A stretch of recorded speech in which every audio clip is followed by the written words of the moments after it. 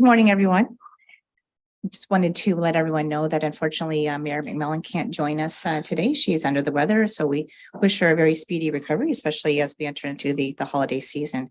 So I'd like to call this special meeting to order and ask if there's any disclosure of pecuniary interests. Seeing none, we will get right into the budget deliberations. Director Grogan, I'll hand it over to you. Thank you, Your Worship, and through you. Just as a quick synopsis of where we are today when we start our deliberations. Our first meeting was held on December the 12th. We started those deliberations with a 0.889% tax rate increase. That is the residential tax rate increase, which was equivalent to a tax levy increase of 3.25%. which on the average residential property within Thames Centre, which has an assessment of approximately $358,000, was an impact of $14.78. During our deliberations on the 12th, we added $10,000 to the special events budget line in the council cost center, and we also added $5,000 to the studies budget line in the cost center for council for a strategic plan update, which leaves us at a 1.021% tax rate increase, equivalent to a tax levy increase of 3.39%, which translates into $16.97 on the local portion of our average residential property in Thames Centre. We also added $11,000 to the capital budget for cellular service booster hardware at the Thorndale Lions Community Center. So our total 2023 capital is sitting at just over $7.2 million, with prior year's capital continuing into 2023 of just over $5.8 million. Are there any questions on those numbers or items that were added? Okay. Okay, through your worship, just a quick comment and suggestion, a recommendation from staff's part. Council had expressed interest in adding $5,000 to the budget in regards to the strategic plan initiative. Discussion with a couple of the consultants, potential consultants on late last week after that request. I would recommend that you move that to probably a $10,000 number. I certainly was hearing a lot between 5 and 10, so I would rather have you have enough to look at that refresher at that time. So just to cover the bases, that's my recommendation while we're at this point, and then we can move on from here. Thank you. Can I get some direction from council? Councillor Heyman? I would make a motion to increase the strategic plan funding from 5,000 to 10,000. Thank you. Do I have a seconder for that? Councillor Lockie? All those in favor? And that's carried.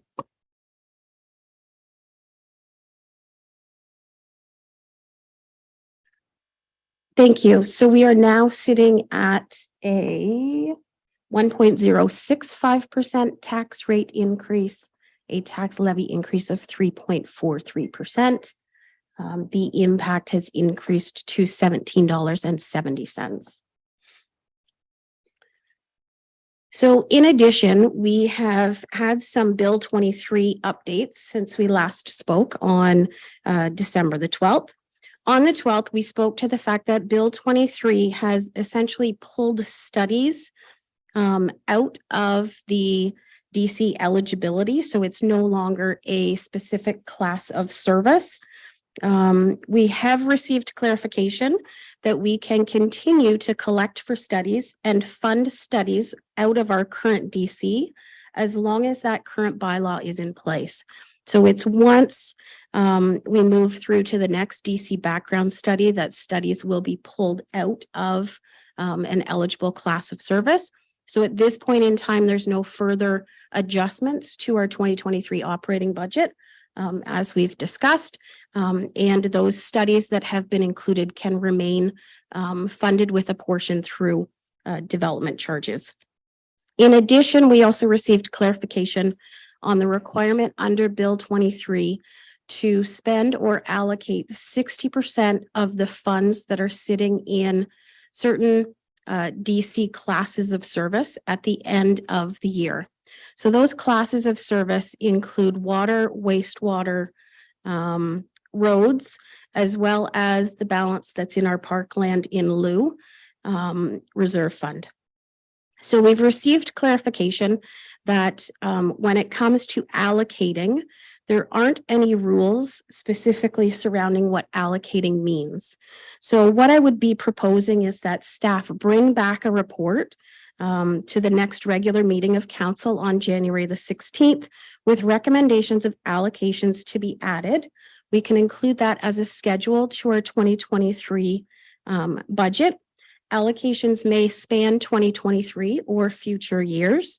And for interstate, our wastewater allocation has been met in our current 2023 budget because we're allowed to allocate that 60% allocation has to be allocated towards a combination of growth-related debt payments for past growth-related projects. And it also needs to be allocated towards capital projects in the capital forecast. So for our wastewater projects, we have enough allocation through our long-term debt repayments on debenture debt that was secured back in 2021 as the result of the expansion to the wastewater treatment plant and the installation of pumping station number 3 to meet that 60% balance allocation. So the report that will be brought forward to council at the January 16th meeting will include recommended allocations for water, roads, as well as our parkland in lieu of dedication, if that is okay with council. Any comments from anyone on that? Questions? Councilor Heeman? I'm just wondering if it would be relevant to have an in-camera discussion as well to look at potential property negotiations accompanying that.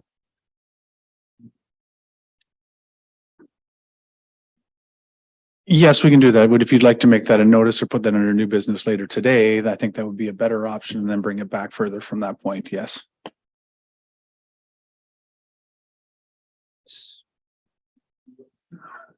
How can you do a notice of motion for an in-camera? Just put it on the agenda. You put it under new business, bring it up under notice of motion right now. And with 2/3 votes today, you could have that discussion today and go in camera. You technically could. Okay. Yeah. But if you want to have a notice of motion to have it come back as a closed session report at a later date, then you can do that as well. But if you want to discuss it immediately, it would have to clear 2/3 vote with the rest of council here. I would like to proceed as advised and tackle it under new business. Okay. Thank you. Any other questions, comments?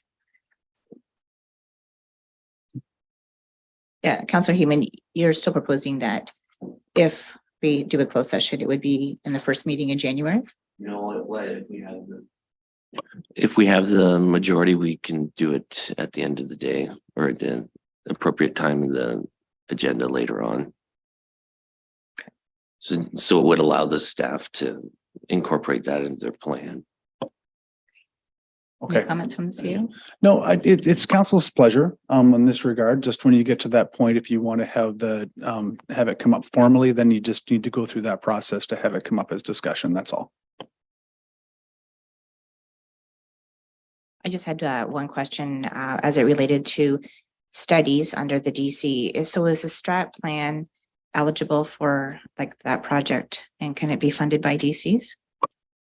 I don't believe that strategic plans are included, but let me just double check.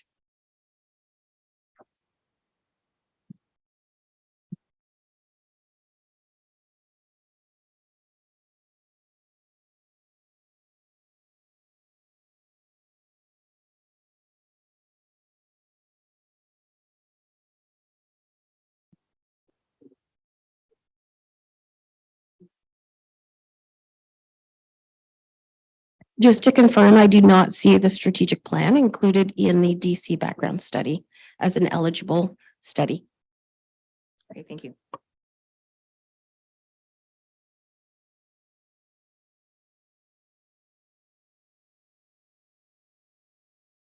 Thank you. So if we now want to jump back into our budget deliberations by cost center, on report F-013-22, we are at the top of page 19. We are in tab number 5, which is discussing the operating costs related to fleet. Fleet operating budget for 2023 includes a number of one-time projects for vehicle number 3, number 70, number 71, and number 91. If any council has any questions in regards to any of those projects or any of the lines that are included in the fleet operating budget, we'd be happy to answer those at this time. Thank you. Any questions? I'm not seeing any. You can proceed. Thank you. So seeing no questions, we will jump to tab number 12, which is the capital related to fleet. Again, we're going to jump behind the pink tab or the pink separator in tab number 12. And I believe that fleet starts on the top of page number 5. And I will let our Director of Public Works run through those recommended fleet capital projects. Thank you, Kim. Deputy Mayor and Council. The first item on the fleet is a zero-turn lawnmower to replace an existing mower that had a catastrophic failure there late this year here. It's used in the Parks and Rec Department for cutting facilities and parkland. Any questions? Or I'll just keep moving along. I think so. Yeah, just keep on going. Okay. And then if we see a hand up, I'll let you know. Thanks. Right. The second one is the replacement of Thorndale Rescue Truck. Unit 200. It's currently a Freightliner that's past its 20-year useful life. This is just to replace basically like for like. We did the same in Dorchester. This is a like for like truck for that Dorchester truck too. It's usually a 3-year build period there. They're not built very quickly. So this is just for approval for that. The next line item is a water tank. Sorry, we do have a question. Councillor Lucky. Deputy Mayor, Bill Spiber, to Director.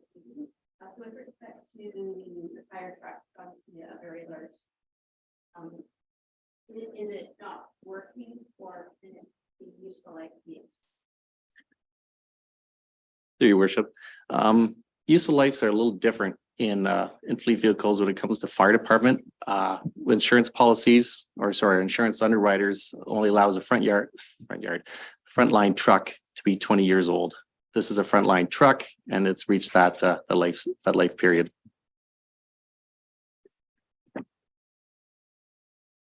Councillor Heeman.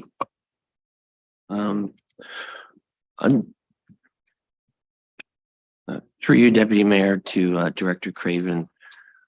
What is the estimated arrival time if we proceed with this rescue truck replacement? I know that these types of purchases have taken a long time in the past, and just wondering how that would affect our service life on the existing truck. So likelihood being that we'll probably be at 23 years by the time this one arrives. Director Craven. Through your worship. We're being told right now it's a 3-year build period, basically. So if we prove right now, it'll be up to 3 years. The last truck, our 2020 Spartan Metro truck walk-in rescue, which is basically the same purpose use vehicle. It was a little over 2 years, and that was the 2020. So the best what we're getting right now, it's almost 3 years.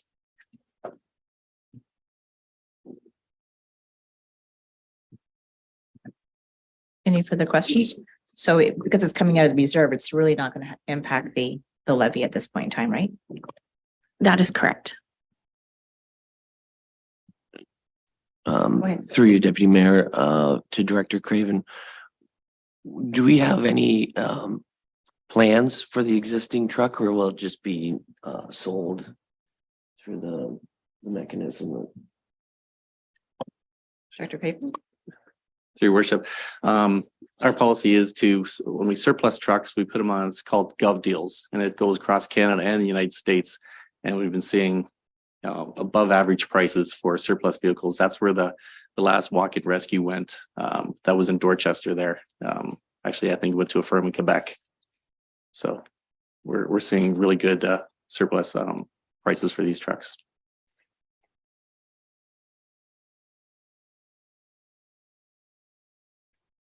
Okay, no other, Council Lucky. Director Craven through Deputy Mayor Hybrid. So has the recovery cost of that been factored in, or that is your extra over and above? Your worship, no, it hasn't. And those the surplus funds just go back into the fleet reserve funds. Yep. Thank you, Deputy Mayor Smartburn. So just to take away a couple more questions out of this equation is, Councillor Heeman is absolutely correct. 3 years is a long time to wait for a truck, and a lot can happen in 3 years as far as price changes, increases, et cetera. We're well aware we have to come up with a budgetary amount. There's already been a bit of a contingency added to this truck or this value here to assume that there'll be some price changes.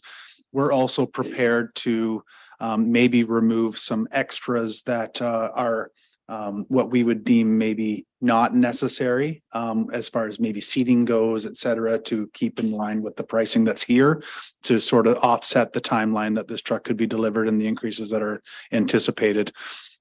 With all of our vehicles that are fleet, once we purchase the new vehicle, when we declared there's a surplus bylaw that we adhere to, we would bring that back and then we would put it on the gov deals situation to part with it as Director Craven mentioned. Thank you. Any further questions or comments? Okay, we're moving on. Thank you. Last item here in the fleet is a water tank for a new truck purchase rather, unit number 88. This water tank is used, for multiple reasons or for construction, bridge cleaning, etc. It's to replace a tank that is at end of life in the current fleet there right now. We brought this forward to council there last year. The price came above budget, and so we deferred it till this year. If you have any questions, I can try to answer them. I don't see any. Thank you. Thank you. So that concludes the fleet capital. So we will now flip back into the operating budget, tab number 6, which is environmental services. The first cost center in environmental services is our stormwater management cost center. This cost center operates at full cost recovery and is funded through stormwater rates that were introduced back in 2019. We do not have a significant balance built up in the stormwater reserve as a result of the current rates that we're charging. And we have entered into a stormwater rate study in 2022 that should be wrapping up early 2023. In addition, we have some one-time costs included in the stormwater cost center, including $40,000 for the completion of a master servicing plan. This is a carryover number from 2022. So you'll see revenue coming in to the 2023 budget from reserve with an offset of the cost of $40,000 in the studies and assessments budget line item. Does anyone have any questions in regards to stormwater? Seeing none, we'll move through to solid waste collection. This cost center is experiencing an increase of approximately $5,800. There are no one-time projects. Just of note, we record all of our bag tag revenue and the levy that's added to the tax bills in conjunction with collection is included in the solid waste collection cost center. If there's any questions on solid waste, we'd be happy to answer those. Seeing none, we'll move through to solid waste disposal, which is our landfill operations. In landfill, we are experiencing a transfer from reserve of approximately $20,000 for one-time funding related to an agreement that was entered into in the last term of council in regards to recycling and the ability for our residents in the north end of the municipality to be able to actually take their yard waste to recycling. So that was a 3-year project. And we're seeing revenues come in from reserve to fund those costs this year. In addition, we have a transfer to reserve that's recommended in the landfill cost center for a topographical survey and leachate plan that is planned for 2024. If there's any questions on solid waste disposal? I'm not seeing any.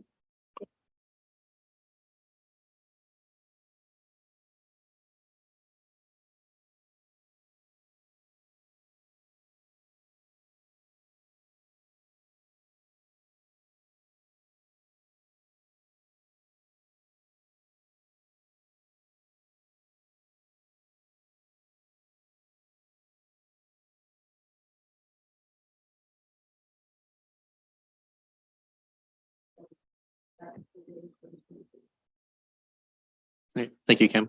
As you all may know that we are in the first phase of transitioning to full producer recovery, I guess. The producers for the recycling will be looking after the recycling collection programs. Our transition date is September. At the time of the budget there, we didn't have any numbers, and it's still there's a lot of questions, I guess, up in the air. It was just last week I received a contract from Circular Materials, and that's a company that will be subcontracted that'll be looking after the collection. So when we get more information, we'll present it, but there's still a lot in the air. But we are one of the first municipalities in this area to move into full transition. Thank you. Councillor Crockett.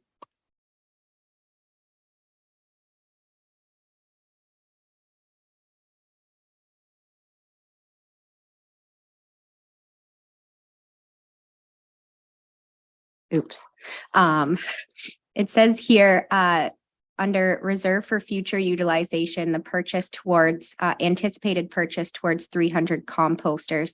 I was just curious if these 300 were allocated to like community venues, or is there thought of expansion to residents as well? Your worship, those 300 composters, there are 300 blue boxes and composters. We've in the past provided composters at cost just for residents. We did that. I think we had 2 programs for that. First program went over really, really well. The second one was slow start and slow finish. It's just we didn't have the participation we thought.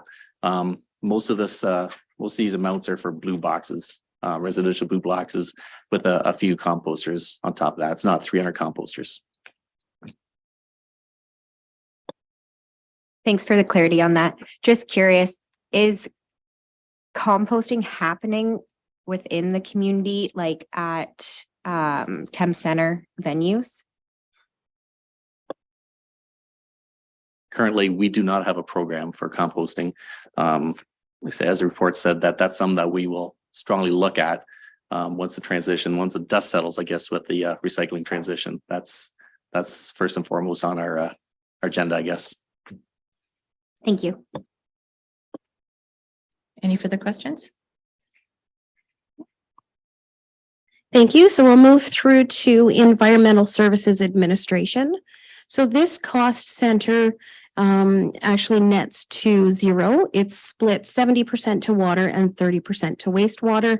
Budgets through interdepartmental transfers. Total costs have increased by about $9,500. And if there's any questions in regards to Environmental Services Admin, we'd be happy to answer those. Any questions on that? Oh, I am not seeing any.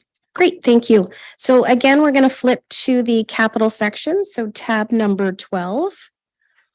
behind that pink divider again, we are at the top of page number 7. And there's a storm sewer project or storm water project that is listed, and I will have Director Craven provide details. Thank you. Thank you, Kim. We touched on this, the last report too. This is just the stormwater's section for Porter subdivision. Again, the stormwater system in Porter subdivision was at end of life. This program here is to replace it, as with the upgrading the roads, the curbs, the gutters, and the water system in Porter subdivision. It's just a component of a larger project in Porter's.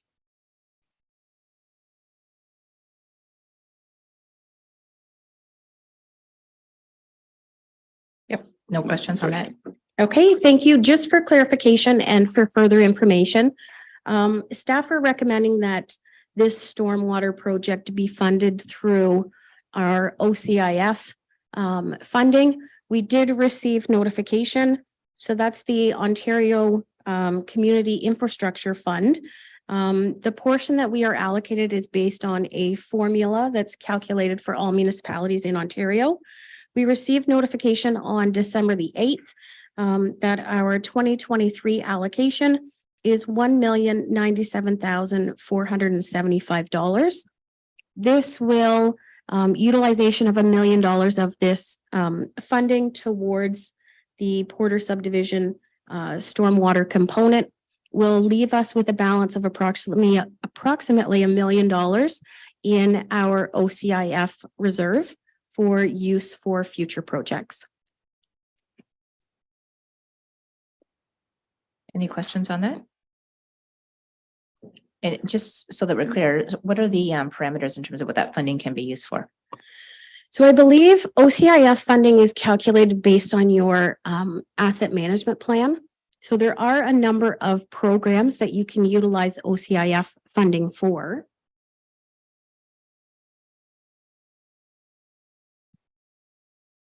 Those include public transit. Wrong project, wrong program.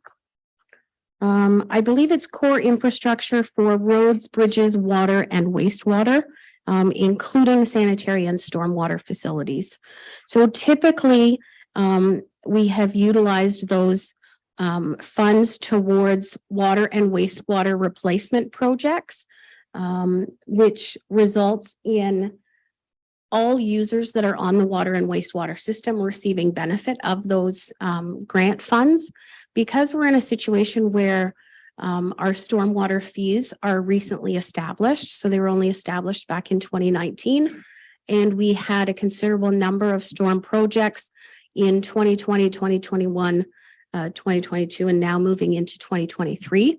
Staff have recommended utilization of those OCIF funds towards those storm projects to ensure that there's no tax levy impact as the result of those rehabilitations of those systems. Thank you. Questions? Councillor Crockett? I might as well ask it. So just for clarity, so we have that roughly just under $1 million yet to be used. Would a project such as the Oakwood Drive be eligible for something like that? So I believe the Oakwood Drive project would be eligible for that funding. The caution that is made to council is we would be utilizing a formula funded grant towards benefit for specific properties as opposed to benefiting more ratepayers within the municipality. So typically that's why staff recommend that our federal gas tax monies are used towards road projects, because those are typically rehabilitation projects and reconstruction projects, not new construction, so that we see all residents within Thames Centre benefiting. The OCIF formula funding, while it can be allocated to water and wastewater projects, it's typically those rehabilitation projects that staff recommends it's utilized towards, because again, all users on the system would benefit from those funds being used towards those reconstruction projects. Otherwise, it would impact their rates. Thanks for providing that clarity, Kim. And thanks for asking that question as well. Counselor Crockett. Any discussion on that? Comments? Okay. Please proceed. Thank you. So now we're going to flip into tab number 7, which is wastewater. So this department includes wastewater administration, our Catherine Street wastewater treatment plant, Dorchester wastewater treatment plant, Thorndale wastewater treatment plant. Wastewater systems are recommended to utilize full cost accounting, wherein municipalities must ensure that sufficient revenues are generated to recover the cost of system services, including operation, maintenance, administration, capital investment, rehabilitation, and replacement of assets. At the end of the year, the departmental surplus or deficit is transferred to or from reserve. Reserve balances are to be held for future rehabilitation of existing infrastructure, and they're also utilized to fund the benefit to existing portion of growth-related projects in advance of the collection and reimbursement from connection charges of those users who are now actually being added into the system. So the audited balance in our reserves and development charges at December 31st, 2021, reserves has a balance of 458,000, while our development charges has a balance of approximately 978,000. So the first cost center is wastewater administration. This administration cost center is experiencing an increase of approximately $39,000 in budgeted revenues. The revenues that are included for sewer billings has included the recommended rate increase as per the 2020 wastewater rate study, and the rates were included in our December 12th passing of the fees and charges bylaw. There's no one-time projects listed in wastewater administration, but staff would be happy to answer any questions that you may have at this time. Counselor Lucky. Through Deputy Mayor Michelle Smybert, with respect to the reserves and the development fees that we have saved, have we ever considered using that to pay off the debenture to cut down the interest rate? So we do not have a significant balance that's sitting in either our reserves or our DC. Those reserve funds are set aside specifically for non-growth related activity. So we're restricted. We cannot use the reserve funds to actually pay down long-term debt that's been secured as a result of development charges spending. The balance that's in the DC reserve is also not significant given the growth projects that are projected in our DC study. The debt that was taken out on development charge related wastewater activities is fairly young. We borrowed $7.5 million back in 2021, again, for the expansion of the wastewater treatment plant and the pumping station number 3. That debenture debt was taken over a very aggressive term. We took it over a 10-year term. So repayment is significant on those debt balances, and it's not recommended at this time that any further funds are allocated. In addition, when we take those debenture debt payments out through Infrastructure Ontario, there's stipulation that we cannot pay it off in advance of the term as established. Does that answer your question, Counselor Yes. Lucky? Thank you very much. Counselor Heeman. It's for you, Deputy Mayor. To Director Grogan, what about extending the term? You mentioned that it was an aggressive schedule. Is there any opportunity to lengthen that term and decrease the rate of payment and the corresponding water rate or wastewater rate? Thank you, Councillor Heeman. So typically what we try to do, while aggressive, the 10-year term that was taken on that long-term debt matches our anticipated growth timeline for future expansions. So for example, we took out debt related to a wastewater treatment expansion. 10 years from now, when we get to a point where we need to expand further, we're in a situation where we don't necessarily want to be continuing to pay debt for the previous expansion. So while the 10 years was aggressive, it was in line with where we predicted our growth to be and where we predicted that future improvements and expansions would take place. I have never been in a situation where we've gone to Infrastructure Ontario to ask for an extension. I wouldn't recommend changing those terms just because they do match that timeline as stipulated within our DC background study.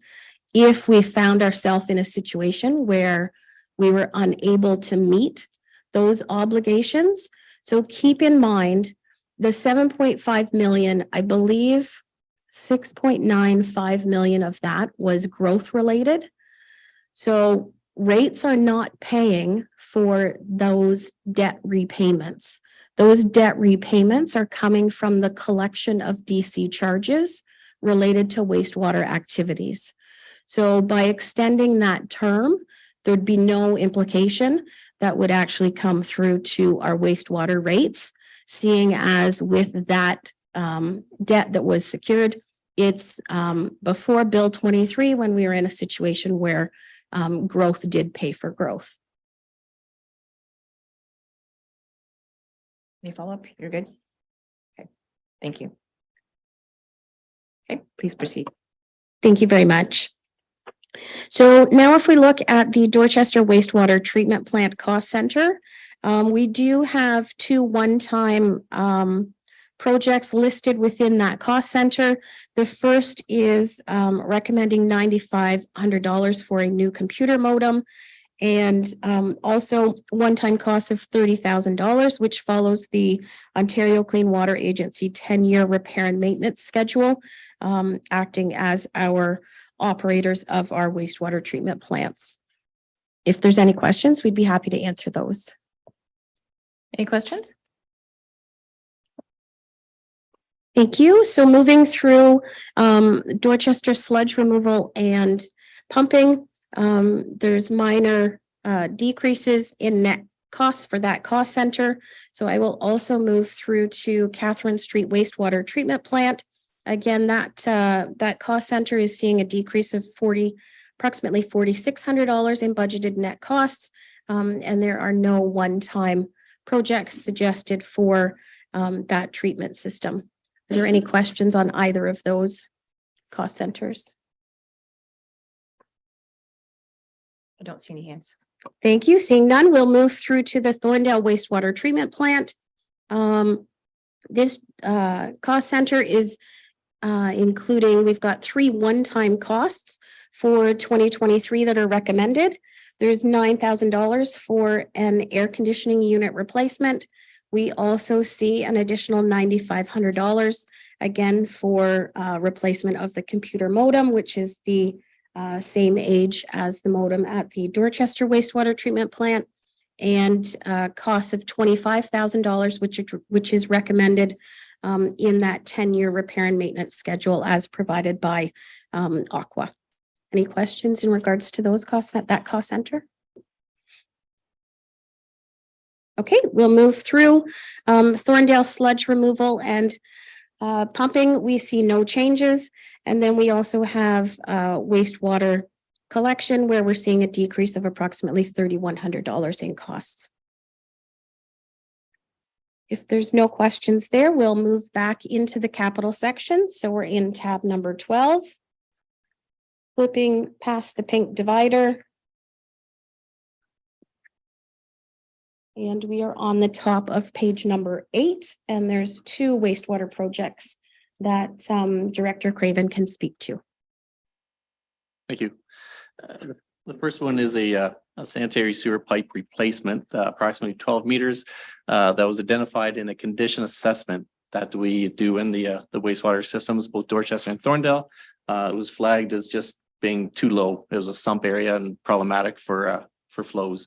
Received a quote from a local contractor. We will retender this and like to complete this year. Again, Woodville Drive, just sewer line there replacement. Is there any questions? Next one, Thorndale wastewater treatment plant Class A study. Just quick background here. With a Class A, it usually takes a year. Design usually takes a year. Then the expansion or the construction takes a year to increase a plant. That's what we saw in the Dorchester when we did that Dorchester wastewater treatment plant expansion. We're just being very proactive with I guess with the customers or the amount of build that we saw in Thorndale. We just didn't want to be caught, not having, the capacity in Thorndale, to meet demand. Things have slowed down. The market slowed down a little bit. We've decided here to put this in the 2023 budget, but revisit it halfway through the year just to see if those flows have leveled out, and if we need to do that a plant expansion or start the EA, in 23, or it can be deferred to 2024. So this is a line item put in that we will revisit and probably do a council report mid next year to see if it should go ahead or can be pushed back. Councillor Lucky.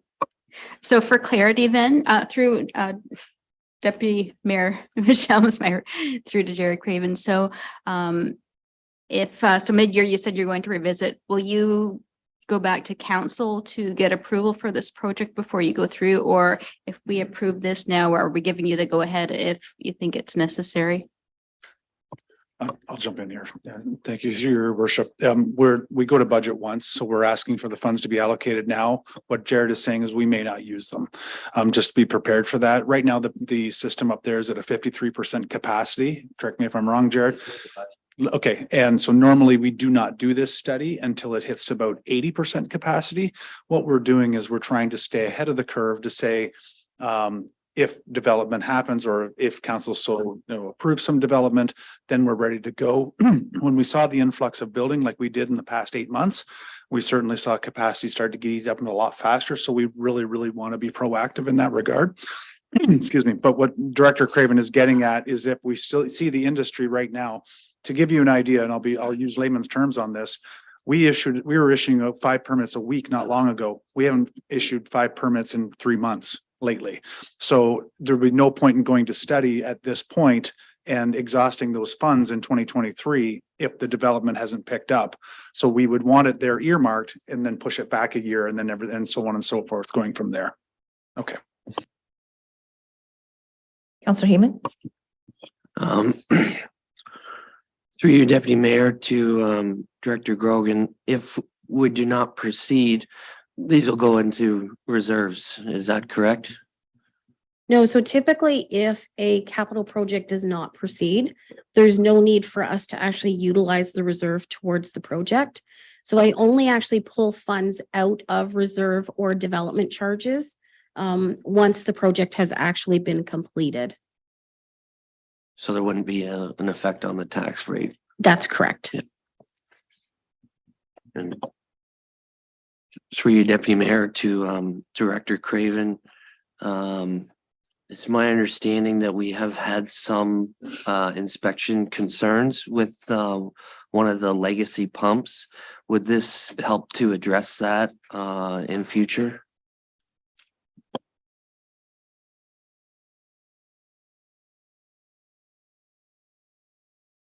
Councilor Heeman, I'm not sure what pump you're talking about.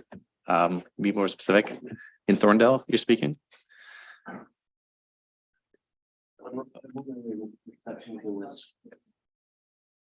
On one of the provincial inspections, I believe it was just like a mechanical issue with one of the pumps being quite dated. It wasn't something affecting service or quality, but it was flagged. Okay. Through your worship, Councilor Heeman, I'll look into that, but those are usually handled in operating, and part of that $25,000 aqua 10-year maintenance program. Pump that you're talking about, yeah, could be covered in the operation budget. I'll look at that report you're talking about because it's still not flagging anything for me. Any other questions, comments? So, yeah, again, to Director Grogan Director Craven so this is just for planning. There's no infrastructure component.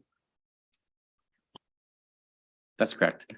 It's just a Class EA. So it's a Class EA study from an engineer about, it's a first step in a wastewater plant expansion or a water treatment plant expansion. It's just your first step. Sorry, I'll be clear. So usually year one's your study, year two is your engineering, and year three is your components in your project. So if like Jared's mentioning, there's no point expediting the whole process if we haven't seen any development and very little change to our current situation. We're better to do the study when we start to see the activity starting to ramp back up again and then move the projects down the road. But we still want to keep it in a timely fashion. I don't want to get any developers out there that are tuning in right now, hitting the panic button because we're not staying ahead of this, because we certainly are. And that's the intent. There's just, we don't want to be too far ahead of it and have wasted dollars for the municipality when we may not see that ramp up again.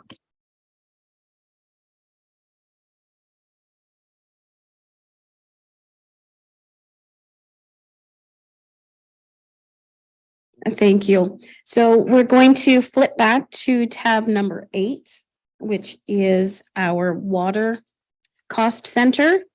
So this department includes water distribution, the Dorchester water treatment plant, the Thorndale water treatment plant, our water tower operations, as well as well maintenance. Water systems are mandated to utilize full cost accounting, wherein municipalities must ensure that sufficient revenues are generated to recover the cost of system services, including operation, maintenance, administration, capital investment, rehabilitation, and replacement of assets. Again, at the end of each year, the departmental surplus or deficit is transferred to or from reserve. The audited balance in our water capital reserve at December 31st, 2021 is just over $2.8 million. And the audited balance in our water development charges at December 31st, 2021 is just over 2.7 million. So keep in mind, this is the category where staff will be bringing forth recommendations on January the 16th for allocations of that balance that's currently sitting in development charges, as we're required to allocate 60% in our current budget. Again, it can be allocated to future projects so long as it is specifically allocated to a project. So starting through with our water distribution system, we're seeing an increase of about $4,400 in budgeted net revenues. Again, the billing revenues that have been included in this cost center are as recommended in our 2020 water rate study. There are no one-time costs that are included for 2023. We'd be happy to answer any questions in regards to the water distribution system cost center, if there are any. No questions. None. We'll move through to the meter read subcontract cost center. We're seeing no changes in the overall budgeted costs for that cost center. If we flip through to hydrant maintenance, we're seeing a slight increase of $1,500 to reflect an increase in material costs that are anticipated. Our water system operation, as well as our water meter installation cost centers, are seeing no change as well. Of special note, in our water meter installation cost center, we are again similar to what was included in the 2022 budget, including a $65,000 one-time cost related to the continuation of the expansion of our meter exchange program, which is exchanging our older meters to Itron meters, which are read remotely. If there's any questions on any of those cost centers, we'd be happy to answer those questions. I don't see any questions. Seeing none, we'll move through to water tower operations. We are experiencing a decrease of approximately $19,750 in this cost center, given the reversal of a one-time project that was included in 2022 in regards to washing of the elevated storage tank in Dorchester. Any questions on that cost center? Councillor Crockett? Given the reversal, so I'm assuming it did not happen, is it going to be planned? I'm assuming not in 2023, but perhaps in 2024. Through your worship, Councillor Crockett, it did happen. Yeah, it was, Dorchester was washed last year. It's in the budget this year to wash Thorndale. Thank you. Thanks. Thank you. So moving through to the Dorchester Water Treatment Plant, we're experiencing an increase of about $6,500 in budgeted net costs. There are no one-time projects that are identified. If there's any questions, we can answer those at this time. Seeing none, we'll move through to the Dorchester System Sampling Cost Center. We're experiencing a decrease of about $1,500 as the result of reduced materials and supplies costs. If we move through to the Dorchester Well Maintenance Cost Center, we are experiencing an increase of about $10,000 in relation to the rehabilitation of 3 of our production wells. Are there any questions in regards to any of those cost centers or expenses? Seeing none, we'll move through to the Thorndale Water Treatment Plant. This cost center is including $3,500 for one-time costs for grading and seeding of the newly acquired property that is surrounding the plant. If I move through to Thorndale System Sampling, there's minimal changes, and there's also minimal changes in regards to the Thorndale Well Maintenance Cost Center. We'd be happy to answer questions on those cost centers at this time.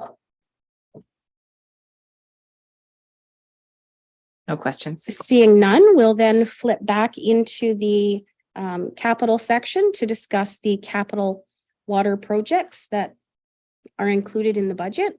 We're flipping again past that pink tab.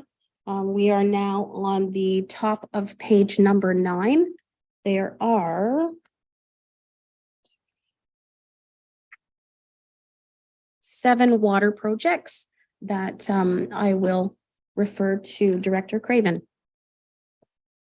Thank you. The first project is again Porter Subdivision Water Main Replacement Phase 2. This will finish up the Porter Subdivision itself there. Again, this will use up again the grant money that was applied for and received for the water main portion of it. If any questions, I can answer that. Currently, we're just finished up Phase 1 in Porter Subdivision. It actually looks really nice. If I don't mind saying. Okay, the second project, Porter Subdivision, Phase 3, and Phase 3 would be Catherine Street. So basically, increasing the size and water main for Catherine Street from Shawside Road to the creek, or almost to the schools there. This is just the design part of that. This would complete this would replace all the thin wall plastic pipe that was installed back in the 70s in Porter's at that time. So this is our most problematic section of pipe in Dorchester. This would totally replace all that. Third project, 300 millimeter water main looping, design and detail, tender preparation. This is a project that currently went underway. The RV Anderson were our consultant. They're working on the project, ran into some issues with watering and different issues. The project wasn't completed. They've asked for additional monies to complete those projects. There's 2 in Thorndale and 1 in Dorchester, and we say 300 meter water main looping. It's for development to make the system more robust and give it different options when we need to isolate sections. Next Next project is a Dorchester Water Treatment Plant UV system upgrade, design and treatment expansion, optimization, including THMs and HA reviews or reports. Where this is just the investigation. We've kind of spoken with our consultant or engineers that did a lot of work in Dorchester for us. They've kind of given us a kind of a scope and a work plan that we're working with them right now to look into, kind of piggyback in the UVs, because the UV systems in Dorchester are nearing end of life. And we're going to try to optimize those with the an HAA kind of system upgrade, so we can kind of combine some engineering, I guess, at the same time and save monies.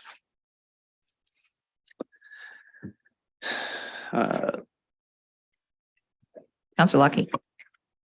So this is just a general question through Deputy Mayor Michelle Smybert to Jerry Craven. So with respect to, the money that we're spending on engineering studies, do we use the same engineer, or do we, look at going through different engineers and, get different proposals? Because obviously it's a large cost. Through your worship, great question. Actually, we've done both. In some instances where it makes sense to use that same engineer to carry on from the study to the design and construction, we've used that. Other times we've gone out to contract, and so we've done both. This particular one here, we've had one engineer looking after our waste or our water plants and whatnot, in the design and the wells and the production. It would make sense to use that same engineer for this project here, but we'll look at the cost. So since we're always using the same one, like, how often, when was the last time we've actually, gotten quotes from an engineer for our wastewater and water related studies? Okay, so I'm going to help Director Craven out here. We don't always use the same one. So when we go to specific projects, if they're new projects, if they're within line of our procurement policy, we may advance with one that is the same that we've been using, just because it's convenient and it's the right thing to do with the project, because you have the like-minded thoughts. If we're going out to a new situation, we would tender that out, and we would get the tenders coming in, review those, and then move ahead with that engineer. So we don't just stick with one all the time. That's not what happens. And the last but not least on that, if it was going to be a sole source situation, we would bring that back to council for consideration. Thank you. For example, Dorchester Water Treatment Plant, we used the Class EA was done by one consultant, and the design and build, it was another engineer, another consultant. So we went out to tender for that, to further Mike's comment.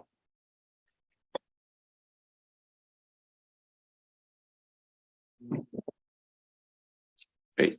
Next project, Dorchester Water Treatment Plant, Reservoir Number 2, interior baffle wall replacement.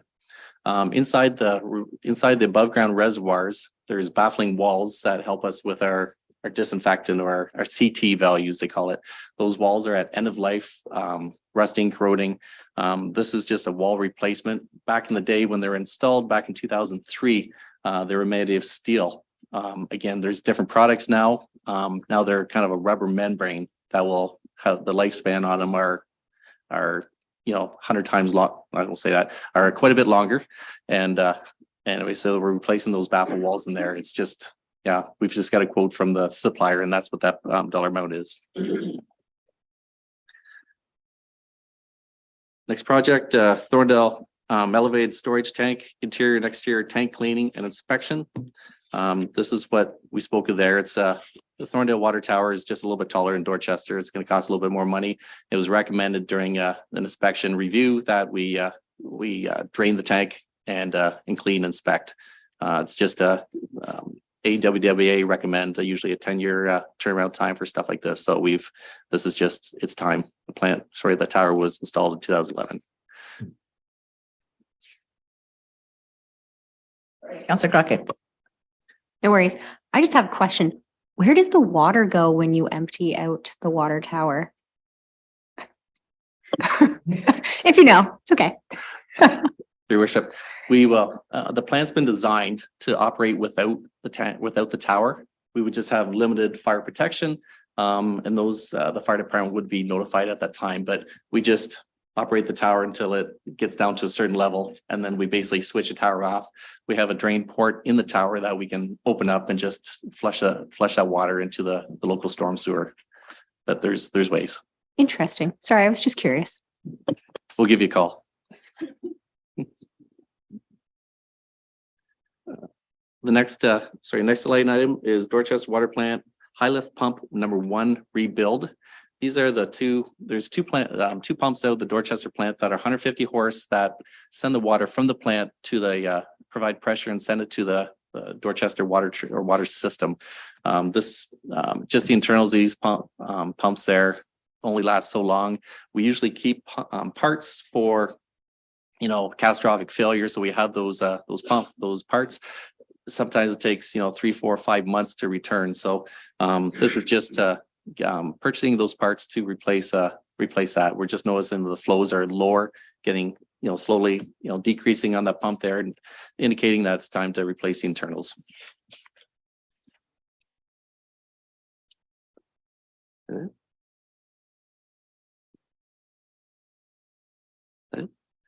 That's it. Thanks. Thank you. So that ends the capital projects that are included for water. So now we're flipping back to the top of page 26 of report F-01322. We're moving into tab number 9, which is health services. Included in the health service category are our Dorchester Cemetery and our abandoned cemeteries. Net departmental costs have decreased by approximately $15,000 as a result of increases in fees based on anticipated activities. If there's any questions in regard to either of those cemetery cost centers, we'd be happy to answer those at this time. Seeing none, we will flip. I believe there is one capital project that's related to cemetery services and health services. So we'll flip back into that tab 12. Behind the pink divider, we are on page number 12. And there's one Dorchester Cemetery project, and I will let our Director of Community Services and Facilities respond and provide some details. Good morning, through you, Your Worship. So the capital project before you is for a cement pad installation and concrete brick barriers for the Union Cemetery. It is required to eliminate the existing work pit, which is kind of an eyesore, and just for a place of remembering family members and whatnot. We want to make the facility, as the park area, as presentable as possible. It comes down to that, and it'll also, with it, provide some safety for staff that use the area. Any questions? Thank you. So now we're going to flip back into our operating budget. We are now at tab 10, which is our recreation and cultural services. The community services overall budget is set to increase by net cost of approximately $242,000. The department includes our libraries, pool, splash pads, the Flight Exec Center, Mill Pond Building, the Thorndale Splash Park, the VON Center, Thorndale Lions Community Center, the Progress Building, our March break and summer camp programs, ball diamonds, parks, soccer pitches, recreation admin, senior center, our dog park, and trails. So we'll start with recreation administration. This cost center is anticipated to increase by approximately $161,000 in budgeted net costs. There are a number of one-time projects. These actually, it's just one project, sorry, and it is a project that's carried over from 2022. It is our recreation master plan. This plan is included in our DC background study, funded 50% from development charges. So we see the one-time cost of $70,000 for the plan, offset by $35,000 of contribution in transfers from reserve and $35,000 in transfer from development charges. If there's any questions in regards to recreation admin, we'd be happy to answer that at this time.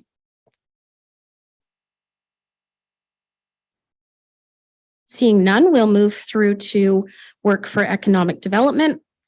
This cost center is seeing a slight increase of approximately $2,500 in budgeted net costs related to parks and recreation wages and benefit allocations when they're participating in economic development activities. If there's any questions on that cost center, otherwise we'll move through to the Dorchester Playground Program. I just had one question. I'm not sure if it fits under economic development, but in talking to the County of Middlesex about the CIP program and project, have we earmarked some finances or funding for that? We indirectly had, your worship, so it's in there. We talked about that actually with the county on the warden's day of inauguration. Actually, I had a meeting with them. So there are some money that in there that we can do that. I kind of anticipated that this council may want to revisit that whole entire program. Okay, thank you. Councillor Crockett. Can you expand on what the CIP program is? Again, a little bit. So this council was presented with an opportunity to do a CIP a couple of years ago. It was determined that they did not want to proceed, and they just did community improvement. So that plan, it was determined that they did not want to move ahead with it at that time, and they thought that the study that we were going to put forth would just be shelved. And in this case, it actually was for a couple of years, but here we are again. So we will revisit it again. What it is, to give you kind of a nutshell, is there's businesses and there's local activity that happen that we can assist with businesses in remaining here, staying here, improving their facade, anything like that, and just and overall the word improvement being focused on with the CIP. Thank you. Thank you. So now we'll move into that Dorchester Playground Program. And I will ask you to look at both the Dorchester and Thorndale Playground programs together. They are complementary programs. The Dorchester, we're seeing an increase of approximately $22,000 in budgeted net revenues. Basically based on our 2023 projections of enrollment, based on how successful the program was in 2022. The Dorchester Playground Program is not experiencing any one-time cost, nor is Thorndale. We like to look at those programs kind of holistically together, just because they support one another. We offer a lot of the exact same programming and bus trips for those programs. If there's any questions that you may have, we'd be happy to address those at this time. Councillor Crockett.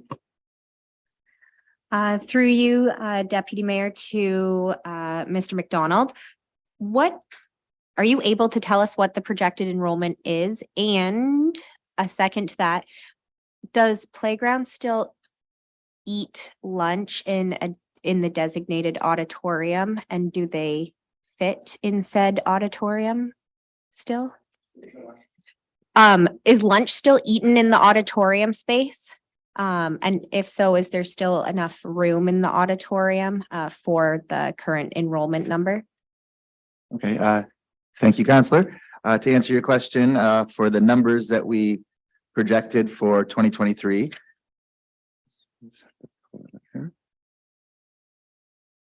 There we go. Okay, that's not. We project, first of all, the numbers, just as I find the proper page here. The 2022, we ended up having a lot higher registration than anticipated. It was harder during pandemic to determine what kind of interest there would be. The interest turned out to be great. While the Thorndale, excuse me, it was the first year we operated the Thorndale operation. So we anticipate a 2 or 3 year growth for that. So we're seeing kind of status quo for Dorchester for the coming year, whereas Thorndale will continue to grow. So I don't have the numbers right at my fingertips. I think it was around 900 kids in total for Dorchester and a smaller amount for Thorndale. And then, yeah, we still do have their lunches in the auditorium with sufficient room.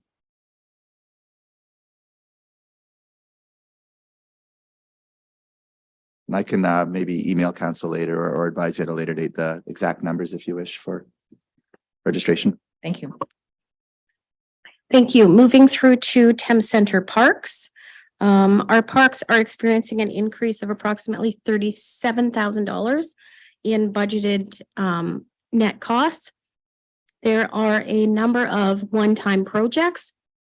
The first project is a carryover project from 2022, and it is a joint bench and plaque project that we entered into with the Lions. The contribution from the Lions through donation is the equivalent of 50% of funding towards the project, which is quite generous.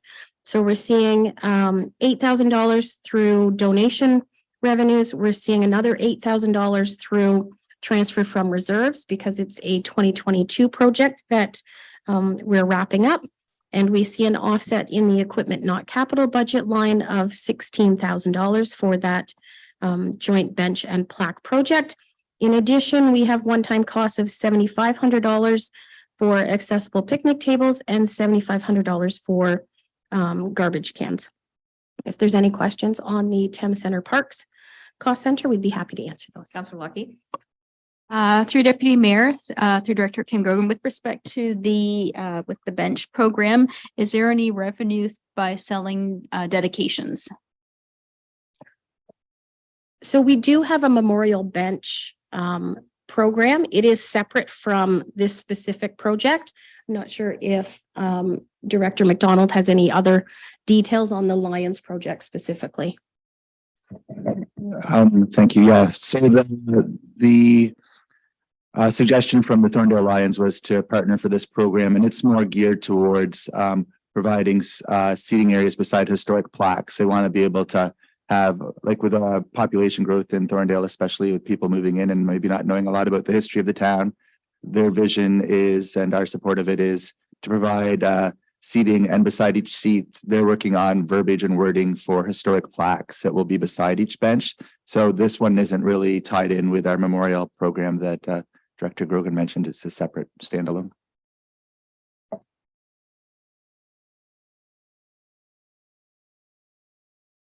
Councillor Heeman. Through you, Deputy Mayor, to Director McDonald. Correct me if I'm wrong, that this is part of kind of a community match contribution initiative that typically every year we get some proposals from the Dorchester and Thorndale community on different community enhancements, and this is kind of in that line of improvements. And I know the Lions always have a project every other year. Thank you. Through your worship, I'll jump in because I've handled that one. That'll be under capital. So any projects, so not generally in operating. But if there is something like that, the Thorndale Lions is a perfect example, Councillor Heeman, as you're mentioning, where they will send us funds, and this council in the past has matched those funds to move ahead with a project. Yes.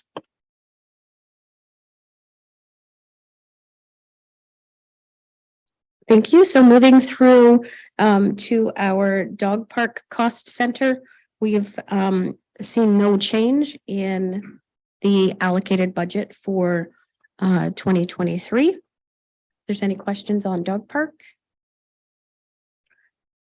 If not, we'll move through to Thames Center Trails. So there's a small increase in budgeted net costs in our trail projects, and there are no one-time projects planned in the operating cost center for trails. If there's no questions in regards to trails, we will move through to Thames Center Ball Diamonds. So we're experiencing a decrease of approximately $18,000 in budgeted net costs for our ball diamonds. There are two one-time projects that are included for 2023. That includes $3,500 for a bronze plaque, as well as $3,500 for hardball benches in Thorndale. If there's any questions in regards to the Ball Diamonds Cost Center, we'd be happy to answer those. Councillor Crockett. Through you, Deputy Mayor, to Director McDonald. Can you elaborate on the bronze plaque? Yes, certainly. And actually, before that, I have found my figures for the playground. So I won't have to save you an email later. So the projection for Dorchester for the coming year is 832 smiling children, and for Thorndale, 240. And then the price is $175 per week per child. Then to answer your question regarding the baseball diamond, it's been municipal practice since before I started that for big capital projects on their completion, we will, the standard is to have a bronze plaque put at the site that kind of outlines the history and the committee and the group involved with the creation of that project. Oh, and a second question, because there is a decrease in the budget, and as someone who frequents the baseball diamonds here in Dorchester, can we ensure that the baseball diamonds at the building that I'm not sure has a name lock properly for this coming summer? There was some issues last year, and I know sometimes it's just not the most well-maintained washroom in the community. Oh, certainly, I'm happy to look into that. So you're talking about the one at Dorchester Park? That pavilion? It's between diamonds 1 and 2. Okay, yep. Councillor Heyman. Through your deputy mayor to Director McDonald, has the bronze plaque been installed in the Thorndale Community Center yet? Because I haven't seen. I will answer that. If it hasn't, it better be. Yeah, Because 'cause I followed up with this quite some time ago, and I haven't actually seen it in place. Yeah. But I was assured that it was going to be completed immediately, so I'll leave it to Councillor. But I did want to jump in there because it's near and dear to my thoughts as well. Sorry, yes, it's up.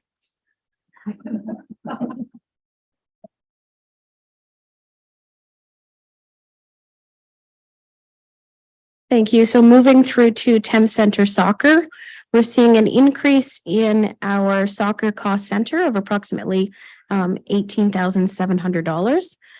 There are no one-time costs anticipated for 2023.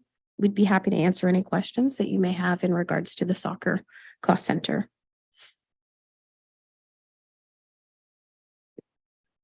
Councillor Crockett. Sorry, just curious again. Through Deputy Mayor to Director McDonald, it says here that there's the Ontario Hydro increase anticipated costs. How many soccer fields are lit up? Is there just the one at Royal Field? Or is there more now that construction's essentially completed? Yeah, the only lit soccer fields are 4 of them, I believe, now at the org. 2 full size and 2 mid-size. Awesome, thank you. Thank you. If there's no further questions, we'll move through to Senior Center. So the Senior Center includes an increase of approximately $17,000 in budgeted net costs. Of special note, staff have left this cost center status quo, given that the approval and timing of the proposed capital expansion project is yet to be determined. There are no one-time costs associated with the cost center, and we'd be happy to answer any questions that council may have at this time. Any questions? No, I don't see any. Seeing none, we'll move through to the Flight Exec Center. The Flight Exec Center is experiencing an increase in budgeted net costs of approximately $15,000. Rentals or leases and rents have been increased by that 6.9% CPI factor as provided in those lease agreements. And the report includes a list of significant changes and comments in the cost center. If there's any questions, we'd be happy to answer those. There's no questions on that. We'll move through to the Thorndale Community Center. This community center cost center is experiencing an increase in budgeted net costs of approximately $39,000 related to the operations of the new community center. The report details the high level changes and provides comments. If there's any questions, we would be happy to answer those at this time.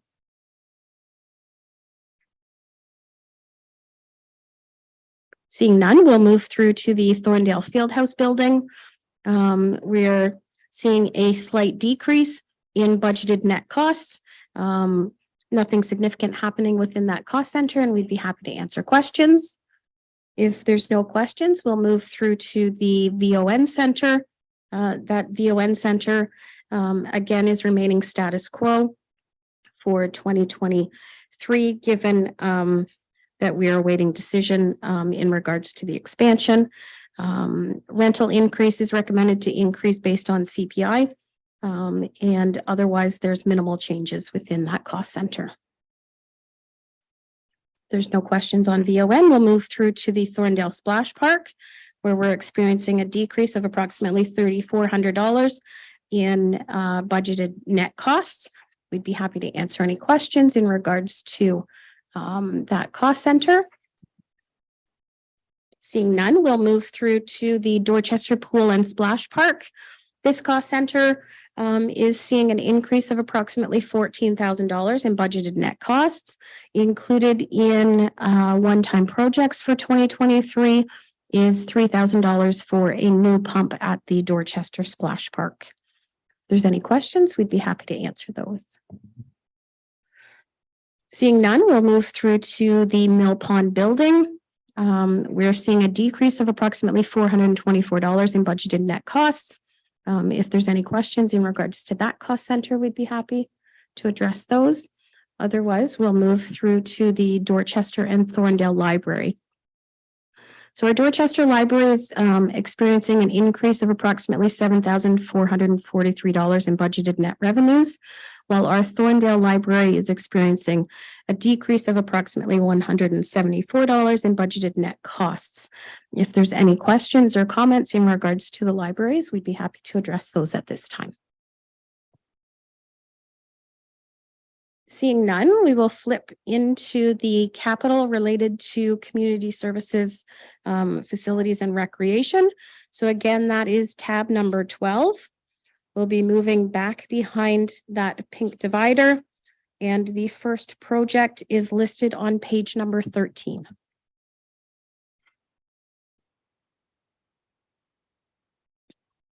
Okay, so the first capital project before you is for artificial turf maintenance. So with our new Royal Field, we have to bring in a little bit of equipment to maintain that diamond. It's a lot different than obviously a natural grass turf. So the main piece of equipment is a pull behind grooming machine, and it's required just to help maintain the turf and prolong the life of that turf.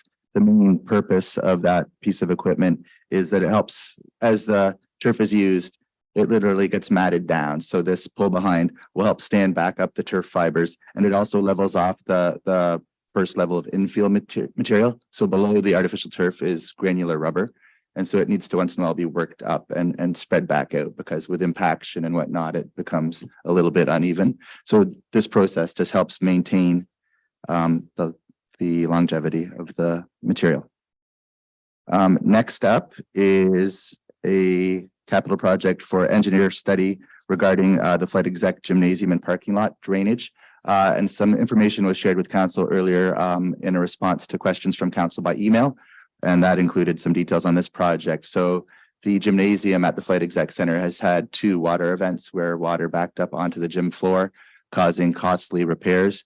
Both instances were different causes for the damage. And so just being to avoid another chance of such a disruption to programming and an extra unforeseen cost, we want to be proactive and do some more studies to make sure that the measures we've taken so far will avoid any future reoccurrences there. So that 30,000 is to address that. And then on the next page there, oops, sorry, is a estimated cost.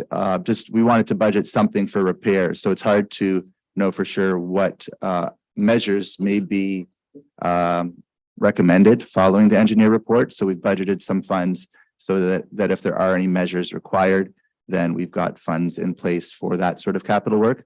Ideally, the report will come back and say, what you did is great, and then we can save this cost, but we want to have something ready in that event that we need it.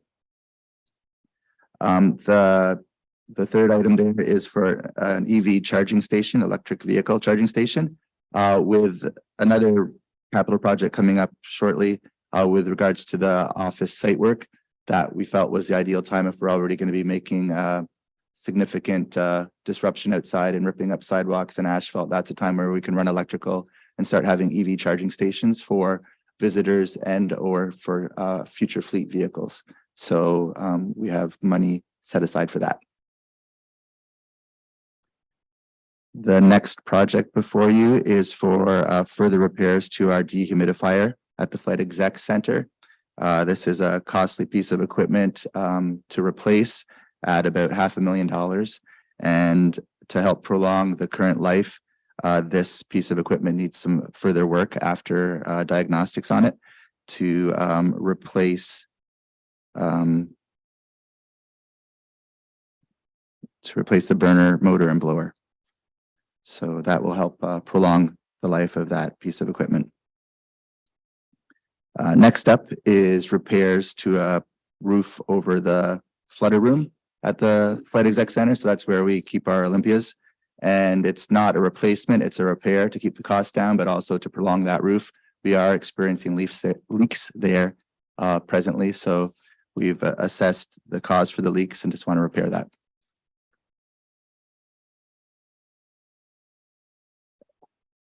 Next before you is adding security cameras to our new Thorndale Lions Community Center.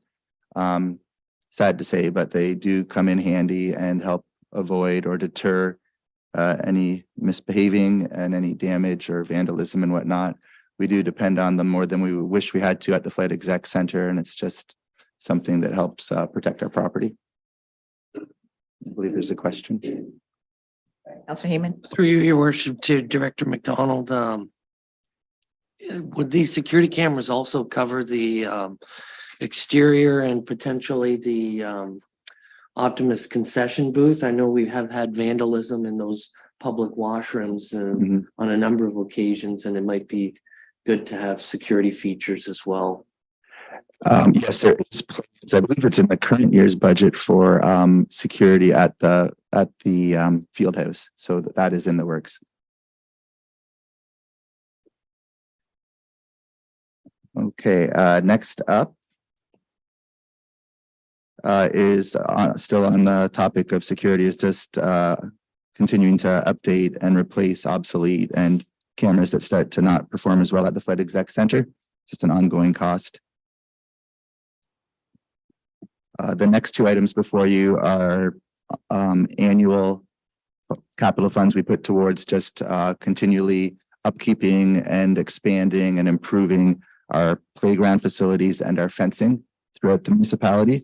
So we have an annual amount we budget for these things, and we address key concerns. These budget lines also take into account projects that are set forth in our DC study. So there are certain times on certain years where the DC study will have us expanding certain trails.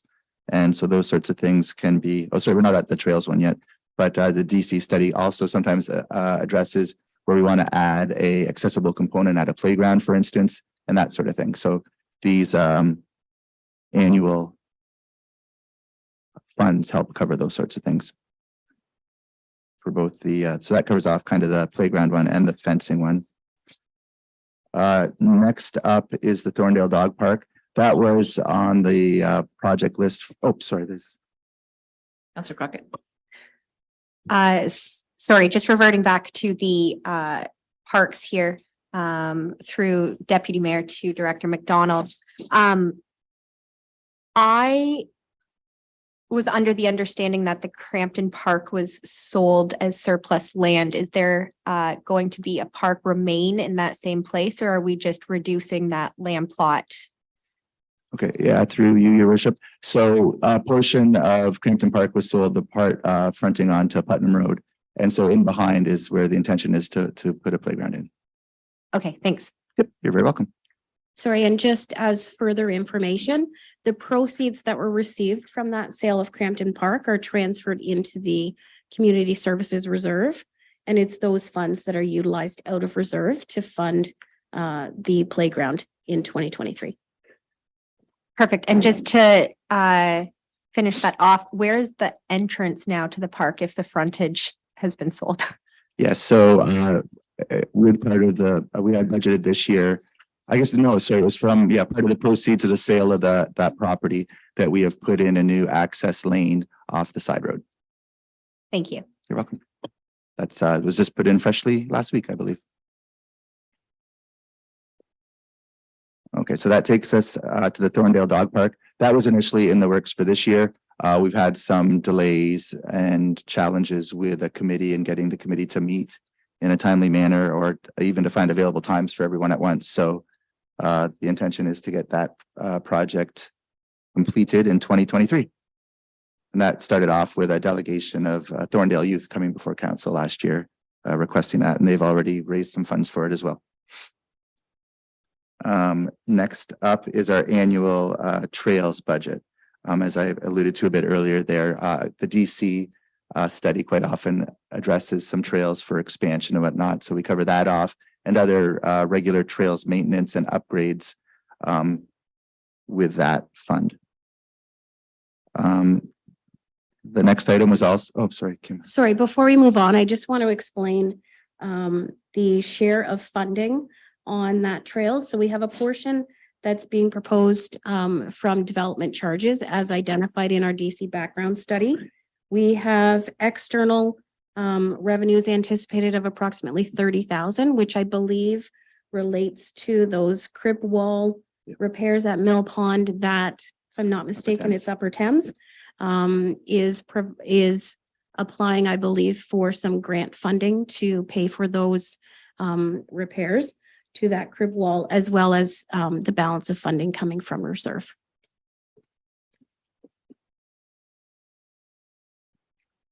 Okay, next up is engineer study. And this was also covered off in an email to council earlier where we have found that we have 3 existing stormwater drain pipes that run through private properties. So we need to assess that and see what improvements and changes we can make so that we're not in that situation if we ever need to, and put agreements in place so that if we ever have to service any of those, that everything is already formalized. Next up is the proposed site work at the municipal office. And there was a breakdown provided to council for those costs.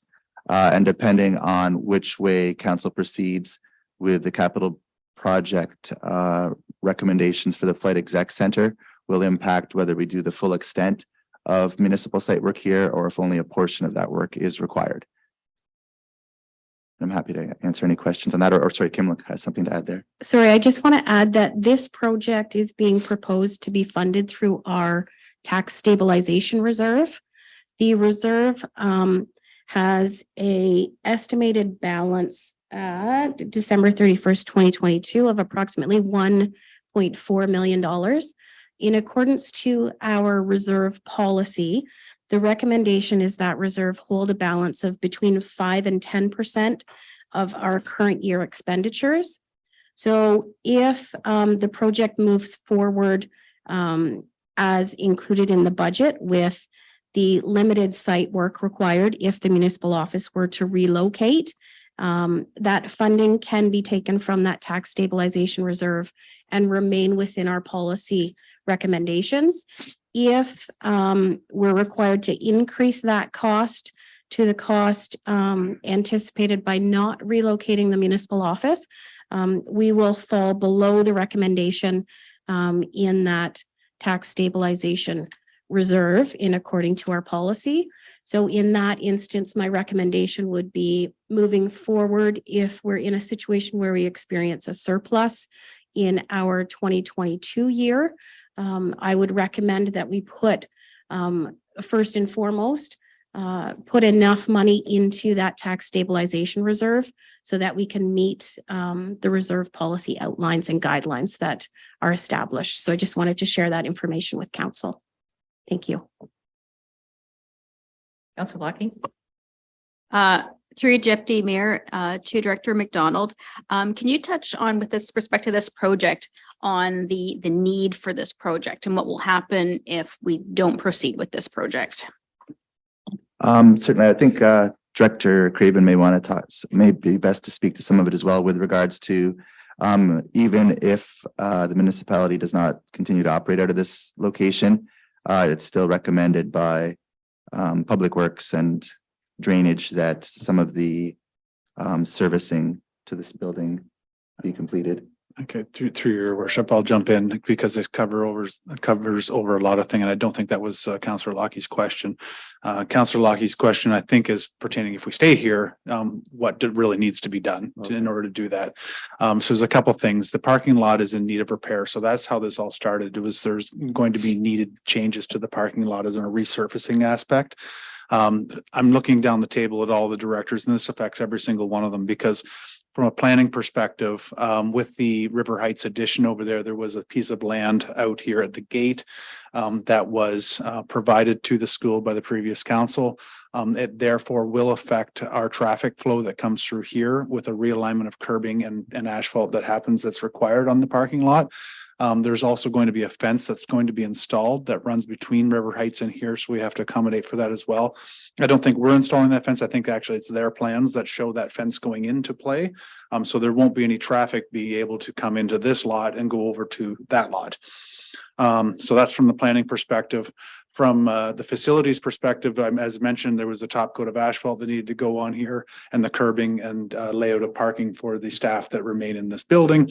And then from a public works perspective, I think when we're in the ground already, water line and the sanitary that we'll obviously be connecting to because that's available to us now is the other necessary component. So it started to actually add up in costs over just being a parking lot resurface project to a little bit more than that as we move forward. So we're entering a convoluted time of the budget here where this project may not be necessary if the office was to move, which is not staff's recommendation in this regard. I'll be very clear. The second piece is that those are necessities if you're going to retain this office and stay in operation that's already been kind of set in previous budgets from at least an asphalt perspective. And then there's going to be your flight exec project that hinges in here as well, or the component of this. So we're just at a little bit of a crossroads as you're acknowledging. That's good. Okay. So I hope that clears up a lot. Yes, go ahead. One more question, sorry. So with respect to wastewater, so if the municipal building were to go on municipal wastewater, so and I know there is a proposal for the development fee, or sort of like the fee for new users, like the benefit existing fee. What is the fee for non-residential that we would have to? I'll turn that over to Director Grogan and Director Craven, because I think this building here would pay 3 times the amount of what a normal residence would be. And I believe that's what it is. Through your worship. Yeah, that's actually part of our the plant capacity fee report, and it has something earmarked for, say, non-residential buildings such as this one here. And it's a per square foot calc. Okay, so is that cost in this, is that listed here in this project? Yes. Okay.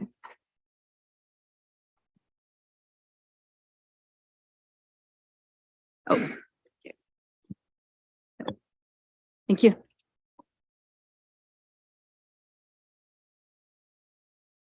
Okay, moving along then, just 2 more from myself. On page 20, the creation of a sidewalk extension. So at the existing Thorndale Park that surrounds the Thorndale Lions Community Center, we currently have a sidewalk that extends to the ag building, but it does not carry on to the building beside it and onto the playground.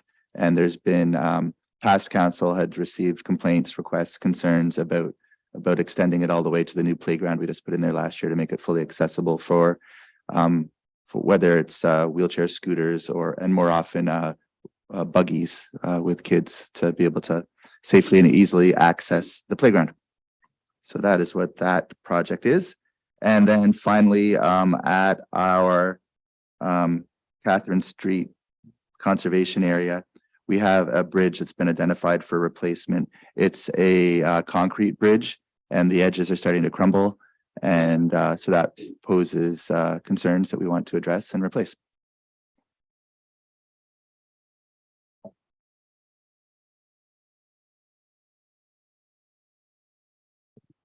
Counselor Heeman? Through you, Deputy Mayor, to Director McDonald. The signage in that park as well is becoming a little bit dated. Do we have any room in the operating budget to modernize that sign like we've been able to do at other public facilities? Yeah, we can certainly look into that and I'll get maybe more details from you as to, Okay, thanks. yes.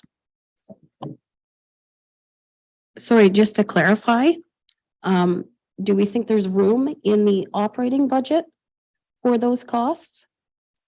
For signage? Yeah, depending on the extent of the signage, that's where I'd have to try and make it work. Thank you. I think it might be a good idea to take a little bit of a recess if we could. And correct me if I'm wrong, but then we're going to then talk about the remaining capital project that's been identified by staff. Yes. So we'll recess until 10:50. Thank you.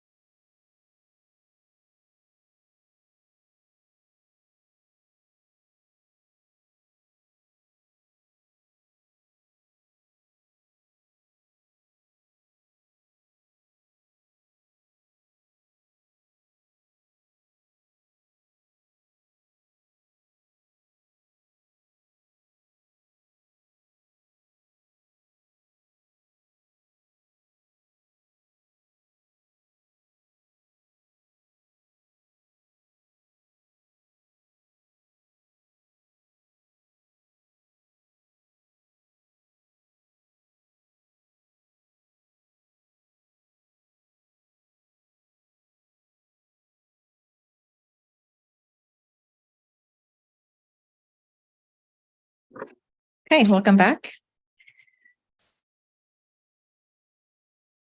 I think, Dr. Grogan, we're at a point where we're going to take a look again at the seniors expansion and VON and municipal office project. Yes, so I'm wondering if Director McDonald could give a quick synopsis of where we are with the project. I can also then fill in some of the gaps as far as estimated funding of long-term debt that would be related to the project. Okay, through you, your worship. Just a quick refresher on the report that was before council at our first budget meeting last week. This project all started out with a very generous donation from the estate of Max Parker for over $1.3 million. And from there, a expansion committee was created by council, and that resulted in kind of formulating the request for proposal that went out for bids. With the scope of that project expanded, with the core project that was pricing was requested for, including the senior center, the VON, and an auditorium. So core project cost was that one lump sum for those three things, along with provisional pricing for other options, including municipal office and a second gymnasium. So that's what we received. We received two competitive bids. One was a top choice by everyone on the evaluation committee. And on page 2 of that report, provided kind of a breakdown of how that cost could be allocated to the different portions of the core project. However, I just wanted to clarify as to make sure everyone is understanding that that is not a breakdown from the bidder. So the core project and the way it was priced and the way it was requested for pricing, the core project was, here is the lump sum to take care of any site work and expand those three areas. So they didn't actually give a breakdown. So it's not like if, say, council had an appetite to just pursue 2 or 3 of the item or 1 or 2 of the items from the 3 core, they haven't provided pricing for just one. There'd be a different, it would have to go back out to tender if that was even something council was considering. And I think I'm happy at this point. I don't know if Kim has anything to add, or the director of finance, or we can answer any questions. Thank you. So I will just provide just kind of a general overview of funding sources for the overall project. So the senior center portion of the project would be funded from the very generous donation of over 1.3 million. We could also utilize other donation revenues if council determined to move ahead with the project, and we wanted to take on some fundraising activities. A portion could be funded through development charges, and the portion of the existing footprint of the existing space is required to be funded through reserve, or through donations specific to renovations to existing. So our development charges background study clearly identifies that it's only expanded square footage that can be funded through development charges. So we would be required to find other funding sources for any of the existing space that's either demolished and rebuilt, or the existing space that is renovated extensively. The VON portion of the project is not eligible for funding through development charges. It's considered in the health services category, which within the municipality of Thames Centre, our only cost center that falls within health services are our cemeteries. So the health services component is not identified as a class of service in our DC. So it's not funded through DCs. So that portion would be required to be funded either through donations or long-term debt financing, other sources. The expanded auditorium portion of the project could be funded. The expansion square footage could be funded through DCs. It's not currently identified in our DC background study as a future project, But with a resolution of council, we could consider it in the DC background study and fund that expansion footprint from DCs with the balance of any renovation or demolition reconstruction costs of the existing square footage would be required to be funded from other sources. Given that our community services and facilities reserve does not have a significant balance, I would be recommending that the other portion of VON that is not recovered through other sources be funded through long-term, this is for the auditorium, would be funded through long-term debt. The municipal office portion of the project, again, it's not an eligible DC project, so funding from other sources would be required. The net proceeds from the sale of the existing municipal office building could be utilized towards funding that portion of the project. In addition, I'll just remind council that the Dorchester Lions Club has generously offered a long-term commitment to financially support the project. They've offered I believe of $250,000 over the course of 22 years. With this support, they would like to be considered for naming rights and would like to have facility usage. So because of that type of agreement, and we would be receiving funds in exchange for basically rental space, those funds are not considered towards the capital project, but rather they'd be received and deferred, and we would actually recognize those revenues over the course of time, over the course of those 22 years as they rented the facility without fee. So long-term, sorry. Councillor Crockett has a Yes. question. Sorry, just on the agreement with the Lions Club, was that for the auditorium only, or was for that the entire project?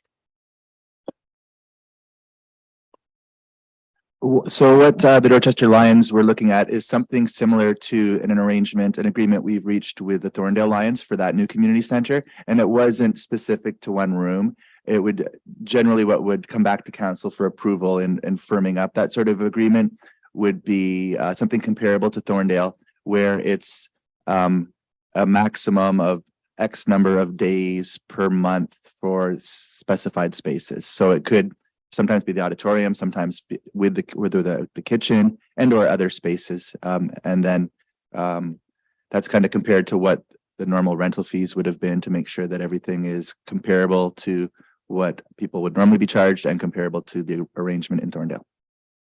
Thank you. Thank you. So long-term debt financing could be secured through Infrastructure Ontario, which is the main lending source for municipalities in Ontario. They typically offer much more favorable rates than local banks offer. And I would be projecting, I've done some scenarios in regards to each of those areas that are proposed for expansion. I've done some estimates. If we are looking at the entire project, including the municipal office, we'd be looking over a 25-year term. I would anticipate that we'd require approximately 3.69% increase to the tax levy to fund those debt repayments that specifically relate to the non-growth portion of the projects. If we take that over a 20-year term, I'm estimating that we would require approximately 4.2% increase in the tax levy for all those components. And as we move through deliberations and discussions, I can provide some scenarios of percentages by area if council so chooses to move forward with certain areas of the proposal as opposed to others. Thank you. Thank you. And just Director McDonald, can you let us know kind of the timeframes that we're looking at? I know that, we've got the budget in front of us today. I think staff would like us to kind of, wrap things up if we can. The earlier, the better. I understand that. But from the RFP standpoint, are there some deadlines that we need to be aware of? Certainly, through you, Your Worship. First of all, the out of requests from several of the companies that were considering bidding, There's concerns with supply costs, and quite often those go up with the calendar year. So the way that the pricing was provided is a two-part. If they're awarded the contract by sometime this week, if there's, a decision, then the pricing they've provided is firm. And then they also provided a contingency that if they are not awarded till at some point in January, then how much extra would their cost be? So we have that information, which I can share with you. And then for timing of the project, the proposal that was selected by the evaluation committee would start demolition by April of 2023 and slated to be completed by February of 2024. And then let me just find that contingency price for you. Oh, here it is. So the contingency price, it's pretty minor compared to the full cost of the project. For the core project, if it's awarded after December 21st was the deadline, there'd be an additional $108,000 for the core project.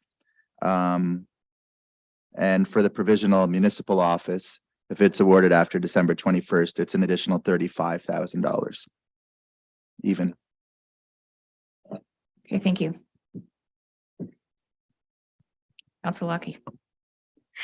Through the deputy mayor, this could be directed to either Director Grogan or Director McDonald. So with respect to, the use of development fees for certain portions of this project, and also with respect to the current balance in our development fees, and all the potential projects that we may need to do in the future because of development, such as expansions to our soccer fields, baseball fields, parks. How confident are we that there will be enough funds in the development fee balance to fund everything that we need to do? I can take that question. Thank you. So currently we're in a situation, as often municipalities experience with development charges, and which we will experience even more so now that Bill 23 has been passed. Municipalities find themselves in a situation where they're required to actually install infrastructure in advance of the collection of development charges. So often what you will see, similar to what we experienced in wastewater back in 2021, is you'll see municipalities putting in the infrastructure and securing long-term debt financing to recover those overdraft balances that appear in our development charges reserve balances. So the completion of the recreation projects that were scheduled for 2022 will see the municipality having funded development charge projects of approximately $2.6 million in advance of the collection of development charges through the issue of building permits. So I would propose at some point early 2023, I'll be looking into whether or not I will be recommending to council if we fund that shortfall in recreation development charges internally, basically by borrowing from existing development charges that we have in place, or if we're in a position where we need to secure some long-term debt financing for that overdrawn balance in DCs. So in answer to your question, the reality is our DCs for recreation are already overdrawn. So if we secure long-term debt, first and foremost, the collection of DCs in the future will go towards the repayment of that long-term debt that we will have secured either internally, funding it ourselves, or through external sources. But again, that is the nature of development charges. The nature of development charges isn't that we accumulate funds in the bank and then actually, wait until we have enough money in the bank for the implementation of those growth-related services. And again, Bill 23 will see us even more so kind of completing those projects well in advance of collecting those funds. Over the life of our development charges background study and the life of our growth predictions within the municipality, those development charge rates are set so that we do in fact recover 100% of the costs related to those activities. Again, Bill 23 will provide some complications into that because growth is not necessarily paying for growth under that bill. But the premise of development charges is that all the projects listed within our DC study will eventually be funded through recovery of DC collections. Thank you. Okay.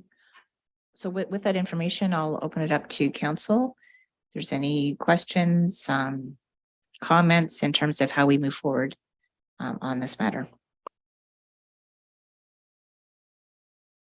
Councillor Crockett.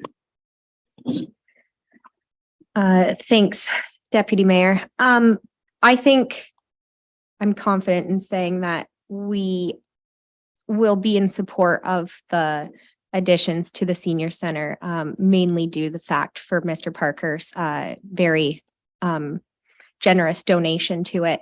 I think my concern lies with one being the municipal offices moving over. Obviously, we heard earlier this morning that it's not recommended nor needed to move this office at the time. So I think I would like to strongly go against that recommendation. I am still torn on the auditorium piece.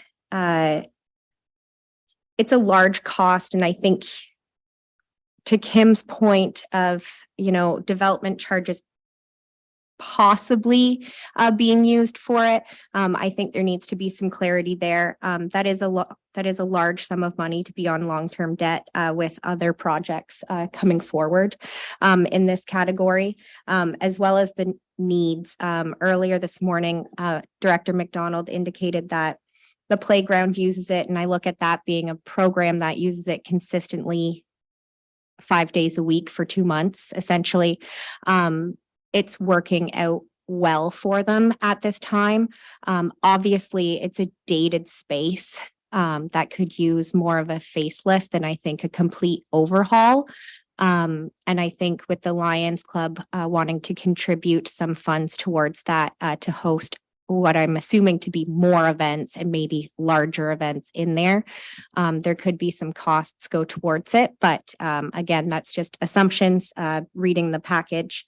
And then I guess I didn't touch on the VON center, but I think that just closely relates to the senior center. So although there cannot be development charges put on that, I think it's an important piece to evaluate since they are so closely related.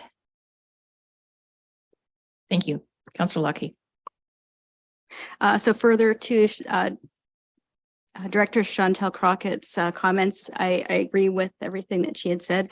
To add to that is if we sell, one thing we should consider is, if we sell the municipal office, we're losing a big asset that is part of our park. And in the past, it didn't go very well. And I think that's really needs to be taken under consideration.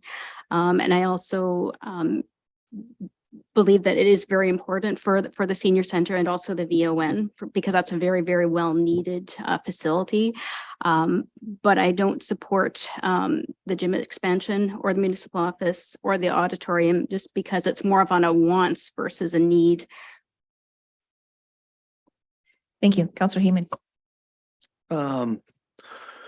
I think we're in pretty good alignment here. I would echo the comments made by my fellow councillors.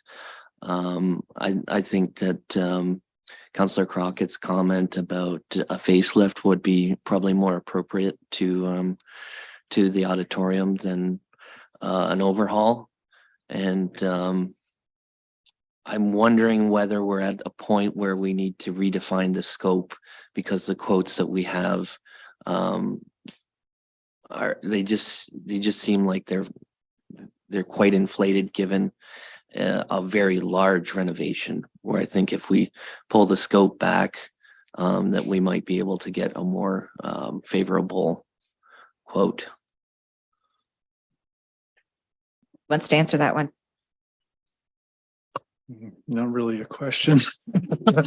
So, but I'm going to add to it if I may. Sorry.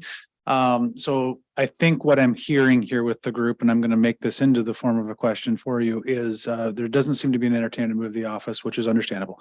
A renovation to the community hall as it is existing, and I'll come back to that thought in a second.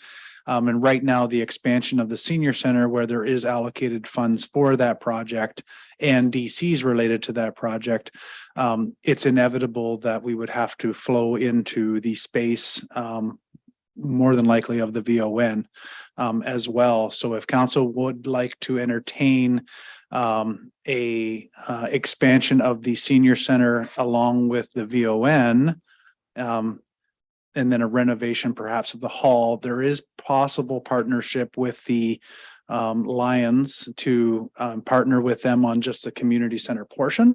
I would not think I'd be out of line stating that they could still come to the table with their potential donation over that part of the project. And then we could focus in on the two other areas. I'd be remiss if I did not tell council that right now the revenue for the VON on a rental basis is about $9,000 on a yearly basis.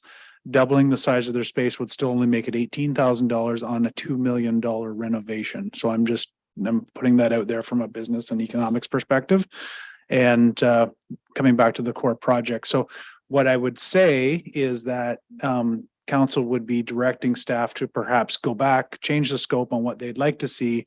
And very quickly here, I could probably come up with a budget for you to determine toward the project. And Kim could probably do some quick DC calculation and certainly apply the funding that we've received to that number in order to keep moving. Sorry, that was long. That's good. Thank you. Councillor Lucky. Through the deputy mayor, through director CAO Mike Henry. So with respect to the senior center in terms of growth, is there any option to grow up with the use of an elevator versus growing out?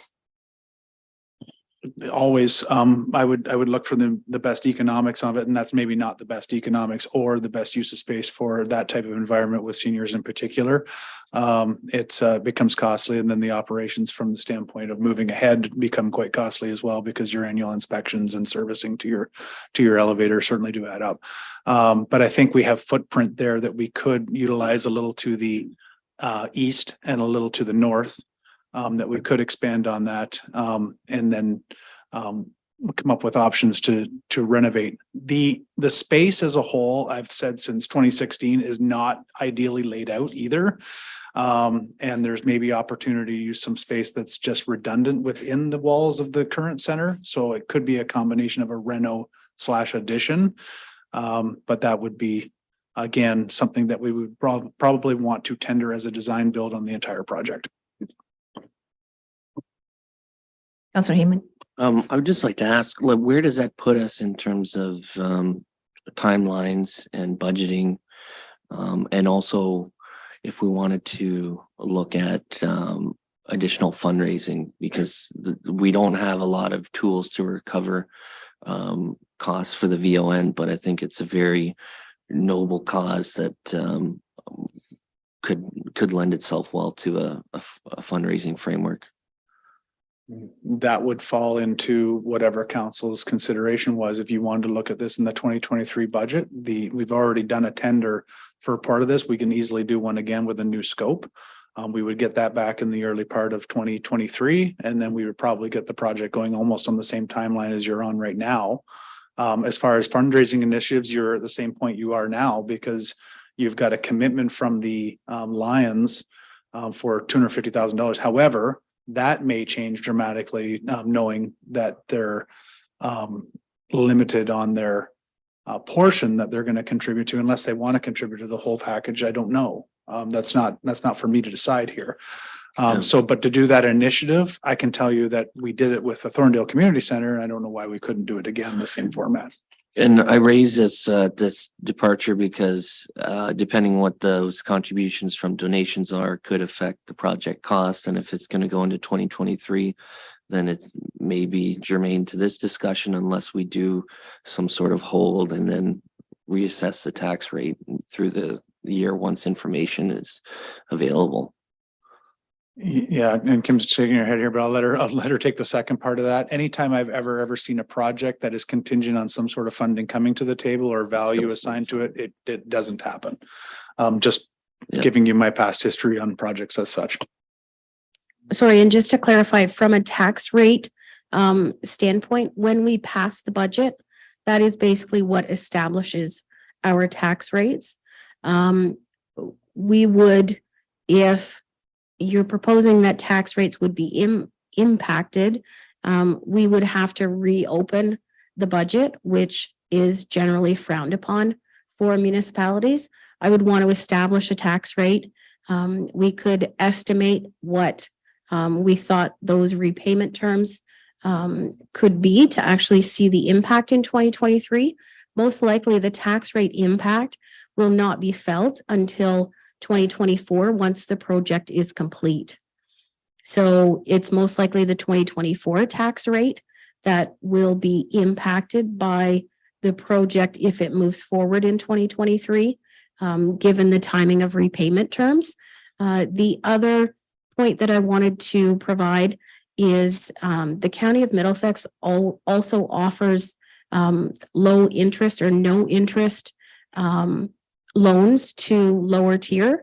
I think from a VON standpoint, especially given that assistance to the aged falls within our upper tier parameters, it's something that we could go to the county to apply for a no interest loan on especially that VON portion of the project.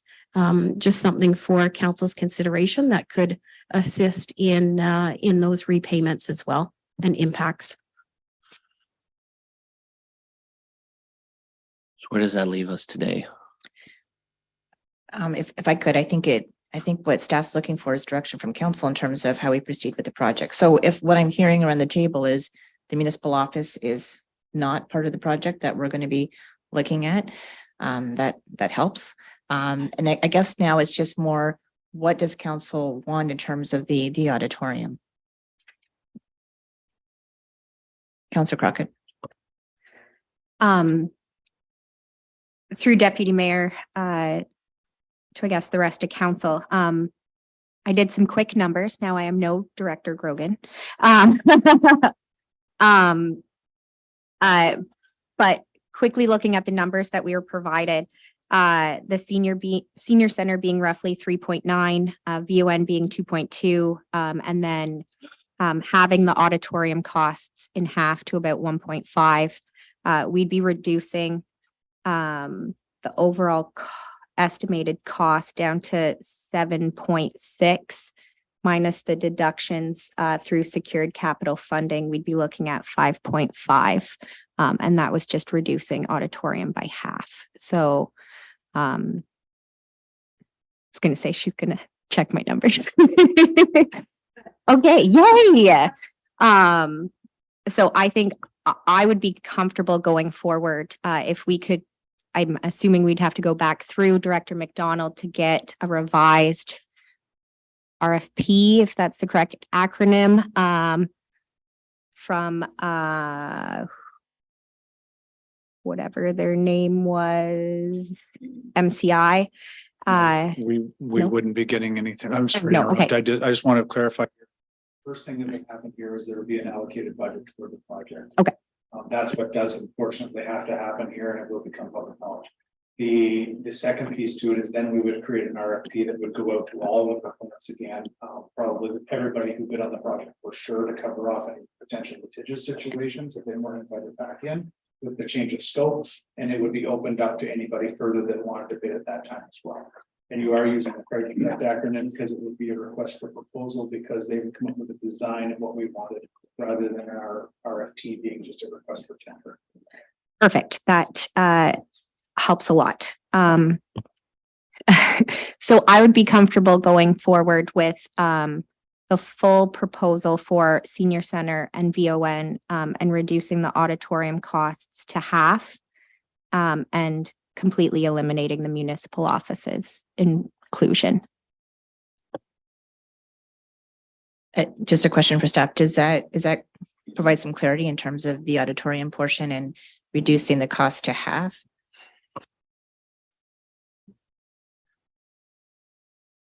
Yes, it does, your worship. Thank you. It's very, very clear.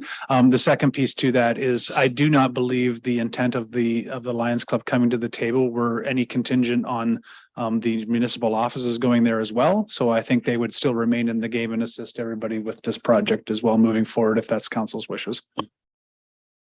Councillor Heyman?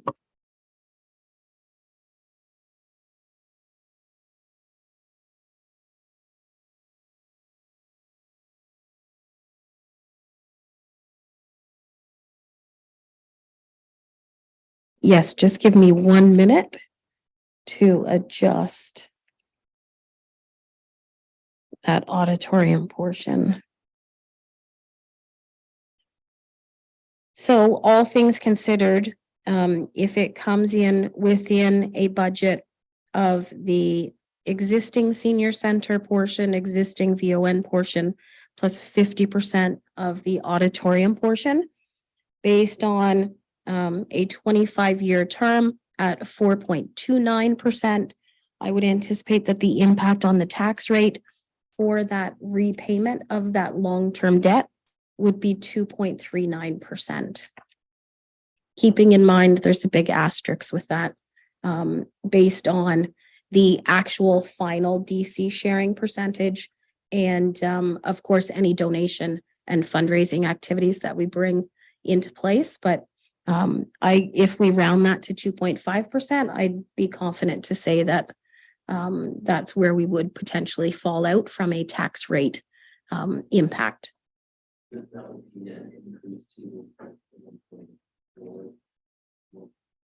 that would be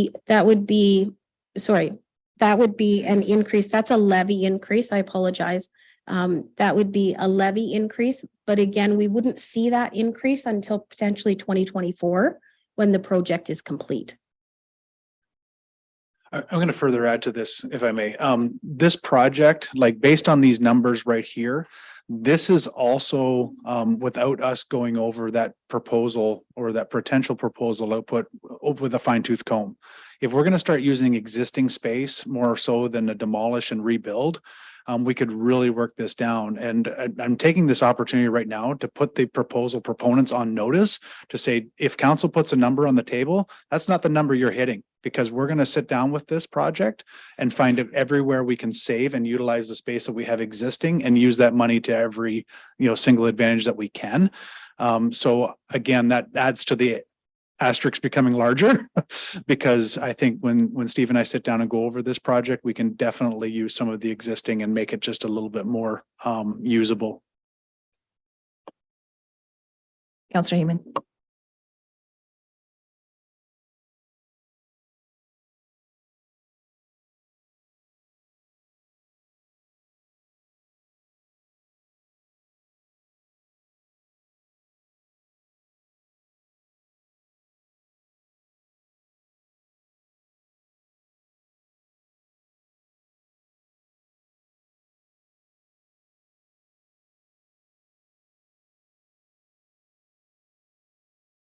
Councillor Lucky?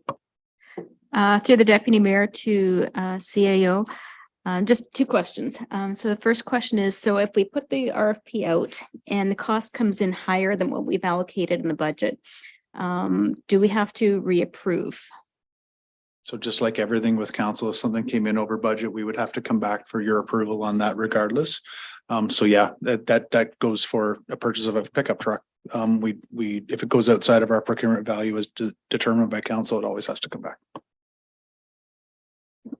And the second question I have is, so after the RFP comes in, will council have one more option to review the proposal, see if we like it, like the layout, and then decide before we give the final say? Yeah, if through your worship, I think what Councillor Heeman's alluding to is that the committee would be reestablished at the time when this was going to happen. The committee would then select the features and details of the building that they would like to see, and it would come back to council for your final blessing before that would actually move forward, because it's a committee of council acting like council to this council.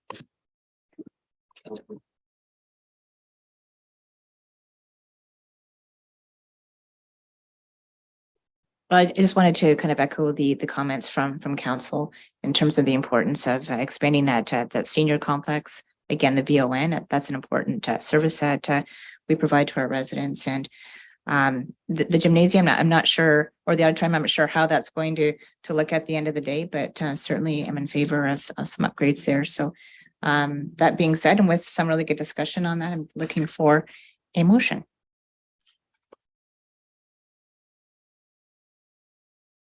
Councillor Crockett. Deputy Mayor to council, I'll put forward the motion. Might have to work on this wording as we go through it.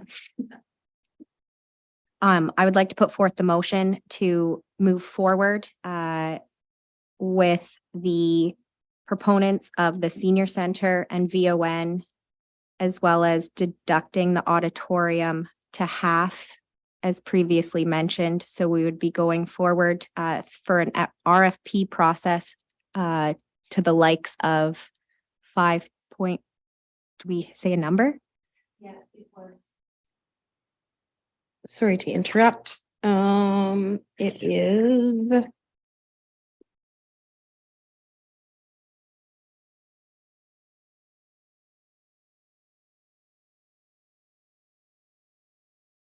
$7.685. Perfect.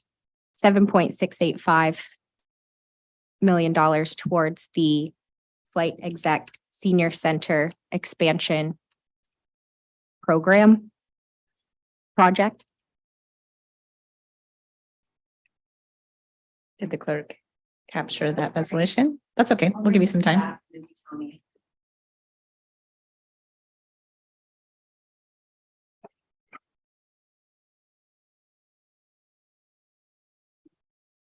So that council directs staff to move forward with the full proposal for the senior center and VON, and that the auditorium cost be reduced to half the amount, being 7.685 million towards the flight exec center, senior center expansion. Does that sound right? And then the rest of it, and that the proposal for the new municipal office be eliminated, and that staff amend the scope for the request for tender and provide a report at a future meeting of council for consideration of a new RFP.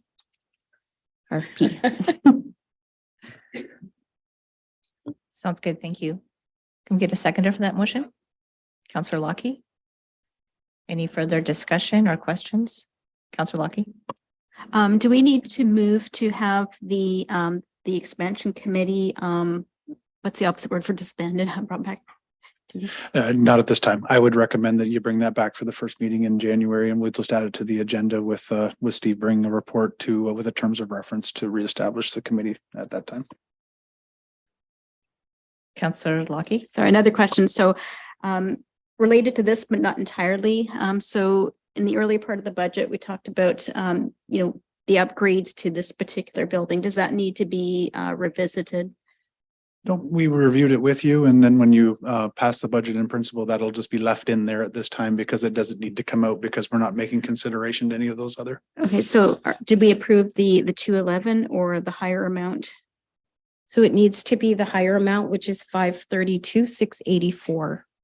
So that 211,447 that's included for the site work at the municipal office would change to the 532,684, an Okay. increase of 321,237 to be funded from the tax stabilization reserve, which again, we'll be looking to replenish if we have surplus in 2022. So can we ask more questions then? Because when we directed the questions, it was one, the original 211 that was proposed. I just always like to get more information on the need for the larger spend versus the prior need.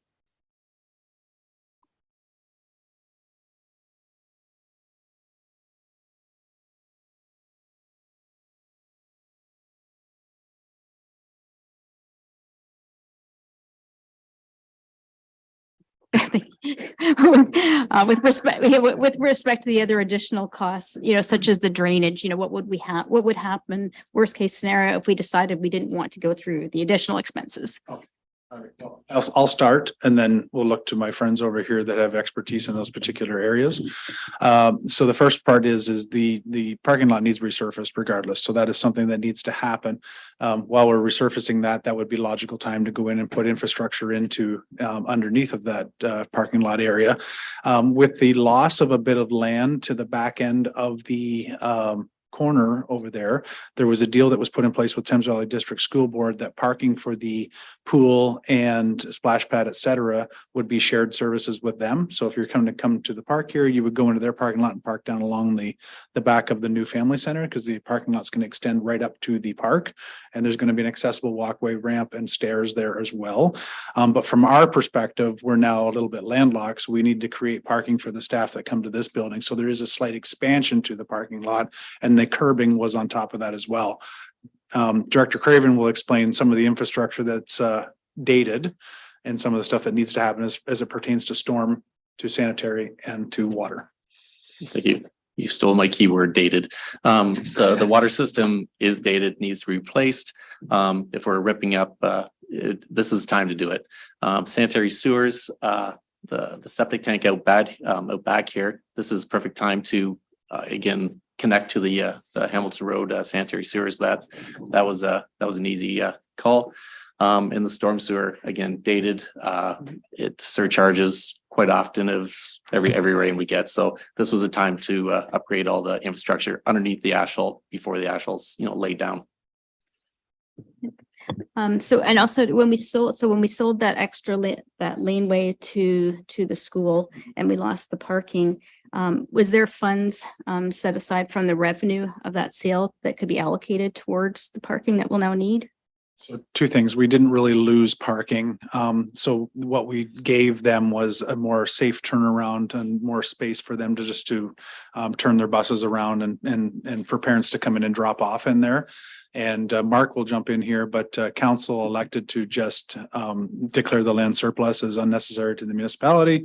And I think they just gave that land across to the school as a gesture to make sure that safety happened.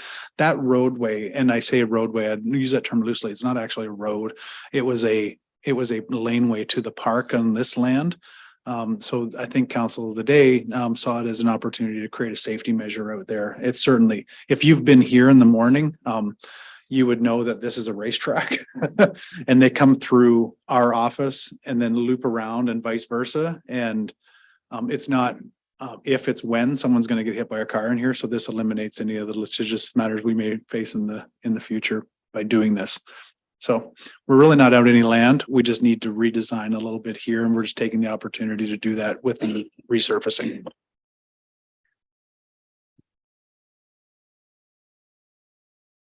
Councillor Crockett. I'm moving back forward because I'm not totally sure if we closed that motion. Okay. So I just wanted to add in here whether moving forward the motion today, should it go through, will it eliminate the cost of the proponent of not awarding the current RFP by December 21st? Yes.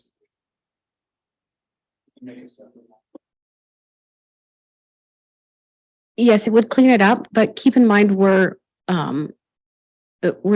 going to be issuing an entirely separate RFP for the project. So really the current results that were received don't necessarily provide us with the information that's needed, given the change in scope for the recommended RFP. That we redesign will be an entirely new scope, and it'll be designed as such that it doesn't cross over and put us in a bad spot. So it's a new environment anyway, but yes, to clean it up, I would get rid of the other one just on the record. Perfect. I just wanted clarity on that. It's a good question. Thank you. Just for clarification, through you to Director Grogan, I just want to ensure that this line is correct. And that the auditorium cost be reduced to half the amount, being 7.685 million towards the Flight Exec Center expansion project. Or do you think that should be two separate lines? Because it makes it sound like it's just about the auditorium costs. You could make it two separate lines, Okay. just for clarity. Revise quickly.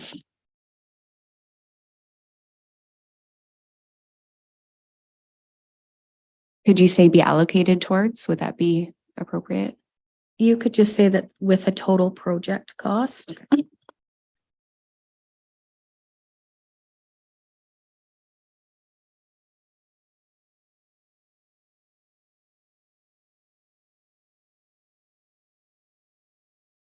Councillor Crockett. Not to add to this, but should there be direction to staff to go back and notify the Lions Club about these changes? So they don't just have to read them in the minutes? Sure, that's council's pleasure. So go ahead and add that in there to have us do that. We would do that anyway, but it's a nice gesture on your behalf, of course.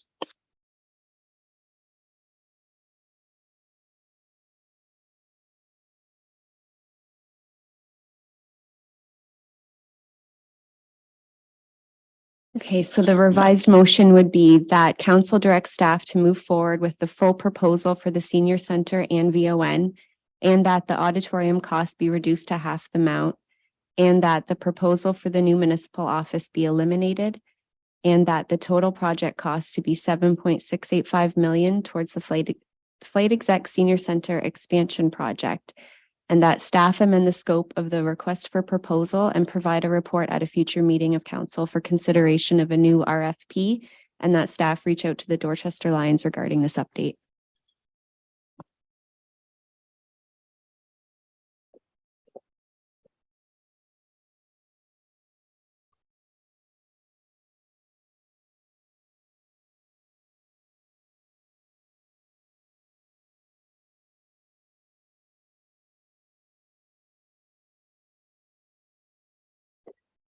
Okay, you've heard the resolution, the motion that's on the table. Any other comments or questions from the floor? If not, I'll put the question forward. All those in favor of the resolution? And that's any opposed? No, that's carried.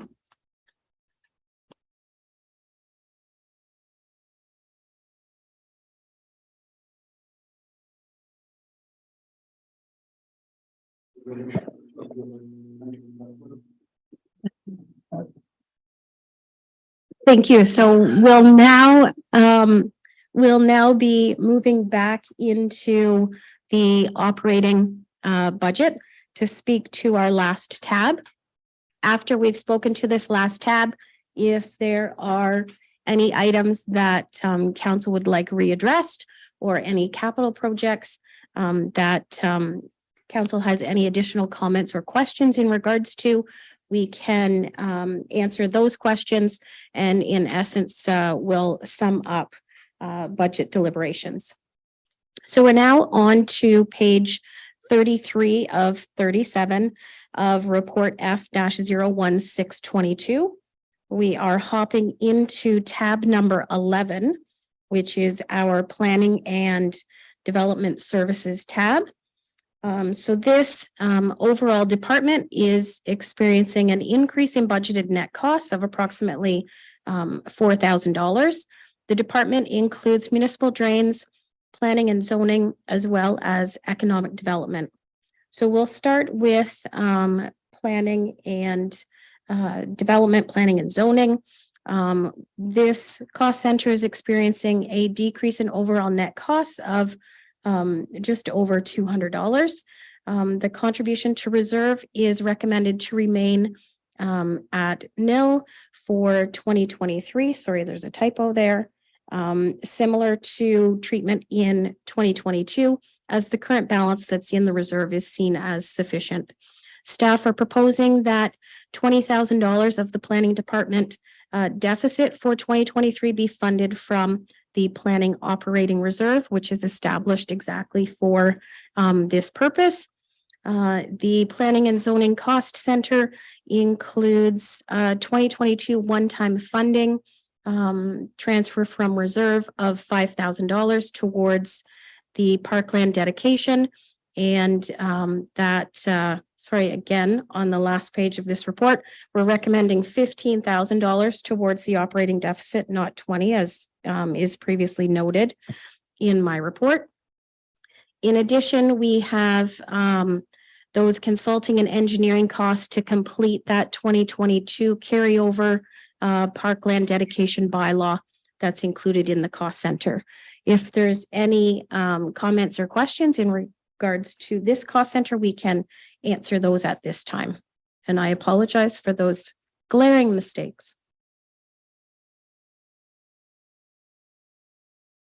I don't see any questions at this time. Thank you. So we'll move through to economic development. This cost center is experiencing an increase in overall net costs of approximately $1,700. We are recommending $20,000 as a one-time cost in the consulting and engineering budget line of this cost center for an economic development campaign. And we're proposing that that campaign be funded from the Economic Development Reserve. There are no other one-time costs included. We'd be happy to answer any questions at this time. Seeing none, we will move through to the last cost center for the municipality, which is municipal drains. We're experiencing an increase of approximately $2,500 in budgeted net costs, and we are happy to answer any questions that you may have at this time. Thank you. So essentially, we've moved through all cost centers of the municipality from both an operating and capital standpoint. There's additional tabs that are included in your package showing basically the 2022 and prior year capital projects that are continuing into 2023. Those are listed for information with updates on funding allocations as identified in our most recent development charges background study. In addition, there's tabs that show you continuity of reserves, kind of preliminary numbers for both reserves and development charges. I've included information on our annual debt repayment limit that is provided by the ministry. We have not received our 2023 debt repayment limit. I anticipate that it will be in the same terms and area as our 2022 limit. And then additionally, tab 16 includes some key performance indicators that are tracked both internally by the municipality and provided by the ministry in the provision of our key financial indicator report that we receive from the ministry on an annual basis. I actually just last week received our report based on the 2021 financial information return that was provided to the ministry. I will be bringing forward a report on January 16th for information just to share with council, but can advise that, again, as in prior years, all levels of risk as far as the financial situation of the municipality are assessed as low. So at this point in time, if council would like to address any items that we've spoken to, anything else that has come to their attention in regards to operating or capital projects, we can discuss, and then ultimately we can approve the budget in principle. And there's a resolution that basically directs me to bring the budget back in 2023 as given in a year of municipal election. We are not allowed to actually pass a budget in advance of the year of budget. And that will be brought forward on January the 16th with resolution of council. Thank you. And I want to thank staff with respect to answering a lot of our questions. And I thought Director Grogan, your overall report was quite helpful in kind of guiding us through the budget process. I have one ask, and this is something I had talked with staff during the break. And that goes back to what Councillor Crockett had raised in terms of the use of the OSIF funding monies to see if we could use, like, pull that out of the Porter subdivision water replacement program. Because I do think there's other funding sources that we can use for that project, and moving at least half of that, which would be 500,000 or more if we can, to the Oakwood Street project to reduce the costs for the property owners. Sorry, just to clarify, are you recommending that we leave the $1 million that we've allocated towards the storm sewer portion of Porter's in Porter's, and we utilize a portion of the balance that's sitting in our OCIF bank, which is just over $1 million, towards the Oakwood Drive, Oakwood Place, Hamilton Road project? I just want to clarify. Yes, and thank you for that. So Yes. I guess it's likely easier if we could use what's in the OCIF reserve or that fund, rather than, I guess, taking it from that project, because then you're looking for additional sources of finance or funding there. Yes, that would be great. So it's definitely possible to allocate part of that OCIF funding. We'd be looking for a resolution of council to allocate it specifically towards the wastewater component of that project. And I believe that Director Craven can speak to the decrease in estimated connection costs or plant capacity, not plant capacity, sorry, construction costs for each of the connections to that system. Thank you, through your worship. Just quick dirty math that we did kind of on the break there, that would reduce the per lot allocation by roughly $7,000.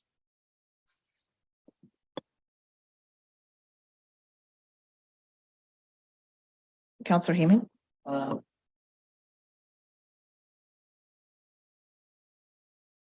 I would be in favor of the gesture. And I think, as we had discussed, when we go to additional levels of government, for additional funding to reduce the user cost of this project, I think it's a good exercise of faith that we have put dollars in the pot, so to speak, as well. So we're not just going empty-handed. So I think that it's also some positive movement for residents too, that they are heard. Thank you. Councillor Lucky? My only concern would be that this would be setting precedent for future projects, but because, the community is benefiting, because the main purpose of putting this in was for the school, for the daycare, I think it can be argued that there is a benefit to the entire community from this project. So to also further support your recommendation. Thank you. And I did note, I think, to staff that funding had been used on the Byron Street or Byron Ave project as well. So it's not precedent setting. I know you don't really want to have to do that if you can't help it, but I think we can all agree there's been extenuating circumstances with respect to this project in terms of, interest and supply chain costs, and it's just a lot of money for the residents to pay. Councillor Heyman? I would make the motion to allocate $500,000 from the OCF funding towards the Oakwood Drive project, with the understanding that we will continue to seek additional funding sources. Did you want to? Thank you. Can Clarify you that? just clarify that it needs to go towards the wastewater component of the project, just for clarity? Thank you. Towards the wastewater component. Thank you, Councillor Heyman. Do I have a seconder? Councillor Lockie. Any further discussion or questions on that motion? All those in favor? And that's carried. Just before we move on, any other projects or questions that council might have with respect to the budget? Rob, go ahead. Thank you. I just wanted to ensure that the LDSS robotics project was in that allocation. I can't see the line, what makes up that line, but I think it is there. I just wanted to confirm. That is correct. It was included. Thank you. Councillor Lucky. I just want to thank Director Grogan and CAO Mike Henry and the rest of the team for giving us such an excellent document to help this. It was fantastic.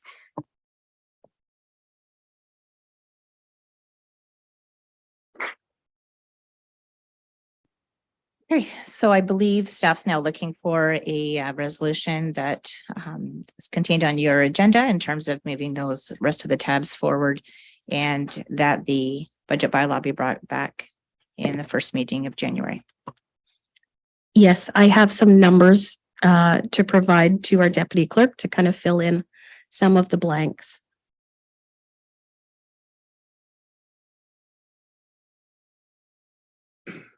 So the total levy for 2023 is sitting at 11,490,017 dollars.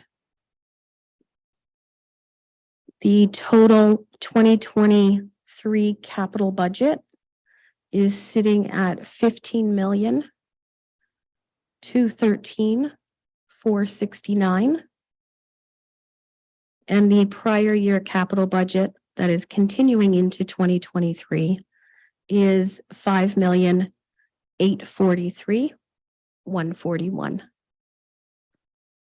And just as review for council and for clarification, so we're sitting currently with a tax levy increase of 3.43%. That translates into a residential tax rate increase of 1.065, resulting in the average 2022 residential property with an assessment of approximately 358,000. They'll be receiving an increase on the Thames Center portion of their tax bill, equivalent to $17.70. Thank you. Thanks, Dr. Grogan. Okay. Do we have a mover for that motion with those numbers filled in? Councillor Lucky. Okay, I'll try. So I move that we approve sections, is it 7? Here. Oh, It's right here. oh, okay. That tabs 5 to 12 of the proposed 2023 budget be approved in principle, and that 2023 budget deliberations have resulted in a tax levy of $11,490,017 and $15,213 and a capital budget of $15,213,469 and a carryover of prior year capital projects not completed of $5,843,141, and that the Director of Financial Services Treasurer be directed to prepare the necessary budget bylaw for the January 16th, 2023 regular meeting of council. Good job. Do I have a seconder? Councillor Crockett? Any further questions, comments? If not, all in favor? And that's approved.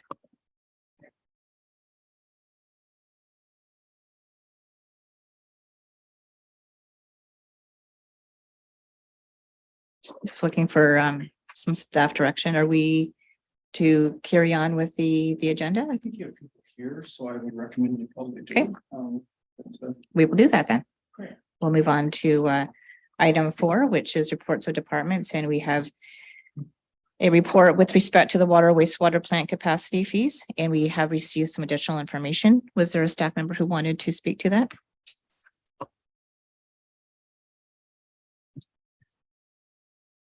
Thank you, Worship. We also asked Nancy Neal from Watson Associates to join us via Zoom.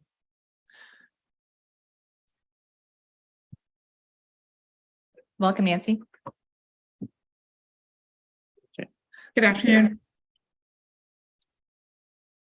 Thank you. Council report PWES 009 22 is a follow-up to the December 12th report, PWES 008 22. This report includes additional information to assist council with their decision.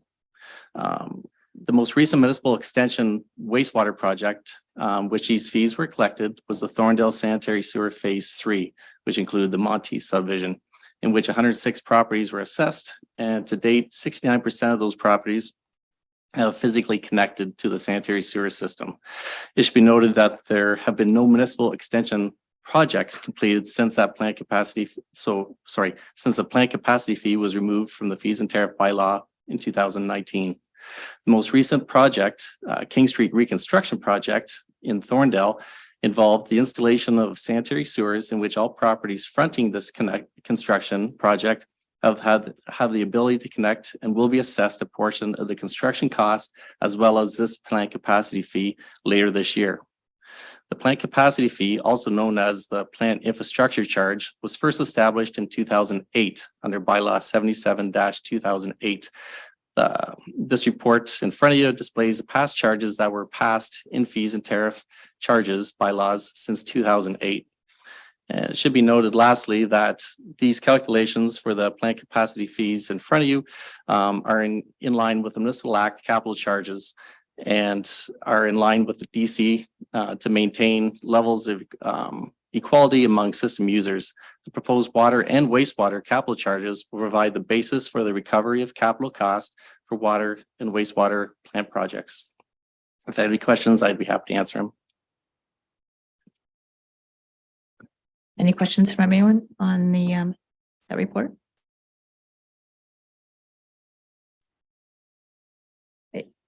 If not, I just had one and more of a comment, and I guess maybe a question perhaps for Nancy. I understand the capital charge, and when I was reading through the report, you talk about equity, and so I understand that. So this charge provides equity in the same way that new people to the municipality would have to pay that capital charge. I guess what I'm looking for though is equity, not just in that charge, but in, I guess it's the part 12 charge in terms of the local improvements. I don't know, Nancy, if you have any, I don't know, words of wisdom or advice in terms of how we can kind of help provide some equity to that. I think you probably understand that with respect to the Oakwood Street project, we've had high interest rates, supply chain issues that kind of drives up the cost of that local improvement. And it makes that cost a lot higher than if we didn't have all those mitigating factors. So can you help us out, Nancy, in terms of maybe how maybe other communities deal with it, or any options that we might have in dealing specifically with that charge? Yeah, thank you. Through the chair, I just want to make sure. So is your concern with the Municipal Act charge or with the local improvement charge? It's the Local Improvement Act. Yeah.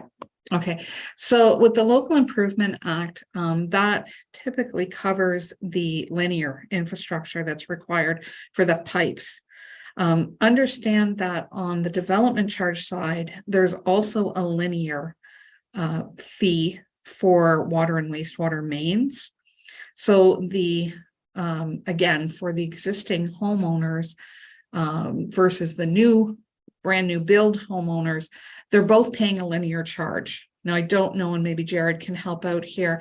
I don't know what that linear charge is at the moment on a per unit basis versus what the development charge is, but it may be specific to it may differ or it may be the same. I'm not sure, depending on the pipe that's in place, but there is equity amongst both new and existing properties that are hooking in new to the system on the linear side as well. Just the same as what we're trying to do on the plant side. If you're a new development, you pay the DC component, and this new part 12 is for the recovery of the plant or treatment component for facilities on the or from the existing properties converting to the municipal services. So I believe there's still equity on both. When it comes to inflationary factors, municipalities across the province are seeing that with every job. And I think the non-residential construction price index that the development charge is prescribed to use for inflationary purpose is a direct, result of what's been happening out there in the industry. Third quarter this year was over 15% inflationary impact, and you adjust your charges based on that for your development charges. This municipal act charge would also reflect indexing of that charge for next year to stay in line with actual inflation. Now, what's interesting is over time, and in the past, that index has actually gone into a negative because of recessionary times and stuff where the industry has seen a decrease.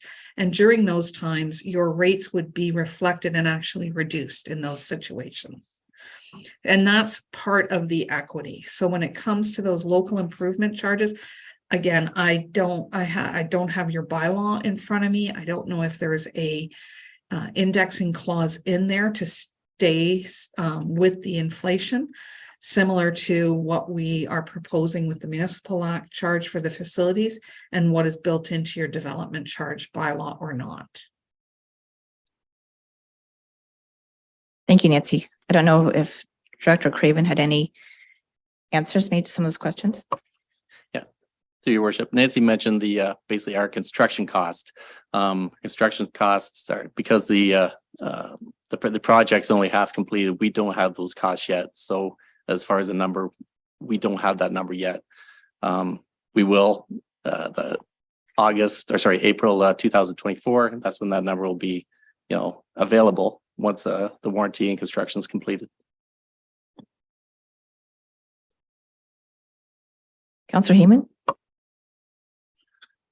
At the last meeting, we discussed the potential to debenture or spread out the capital charge for residents, so that like we can do for local improvements, so that those with on fixed incomes can better absorb this kind of a fee. Like, I know if I got an $8,000 bill, I'd have a hard time personally.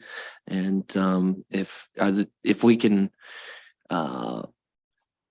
utilize that tool or any other tools to make it more affordable, I was just wondering what would be the appropriate time to enact that just before we pass it. I just want to make sure we can soften the blow as much as possible. Yeah, through your worship, the Director of Finance can outline some details on how that can happen for sure. Thank you. So yes, currently those charges, as well as the linear charges, so both the plant capacity and the linear charges are both eligible to be debentured by ratepayers. In essence, right now, our policy states that they can be debentured over either a 5-year or 10-year period. We would need within 60 days of the resident receiving the notice letter that provides the total charges to them. They would need to provide us with something in writing that said that they were interested in debenturing, the term that they wanted it debentured over, and then the municipality would collect it in the same manner as taxes on both the interim and final tax bills. Something for council's consideration moving forward is, given these times of significantly high inflation, we could look at extending those debenture periods from a 5 and 10-year period. We could offer, maybe a 15 and 20-year option as well, so that residents who wanted to debenture over a longer period of time had that option. Just as a point of interest, when we debenture, we do not allow early payoff of those debentures. Typically, the municipality secures external financing related to those connection debentures, and we're not permitted to pay those off in advance. So just a caution that typically the local improvement will stay with the property if the property is sold over the period of time that the debenture is taken out.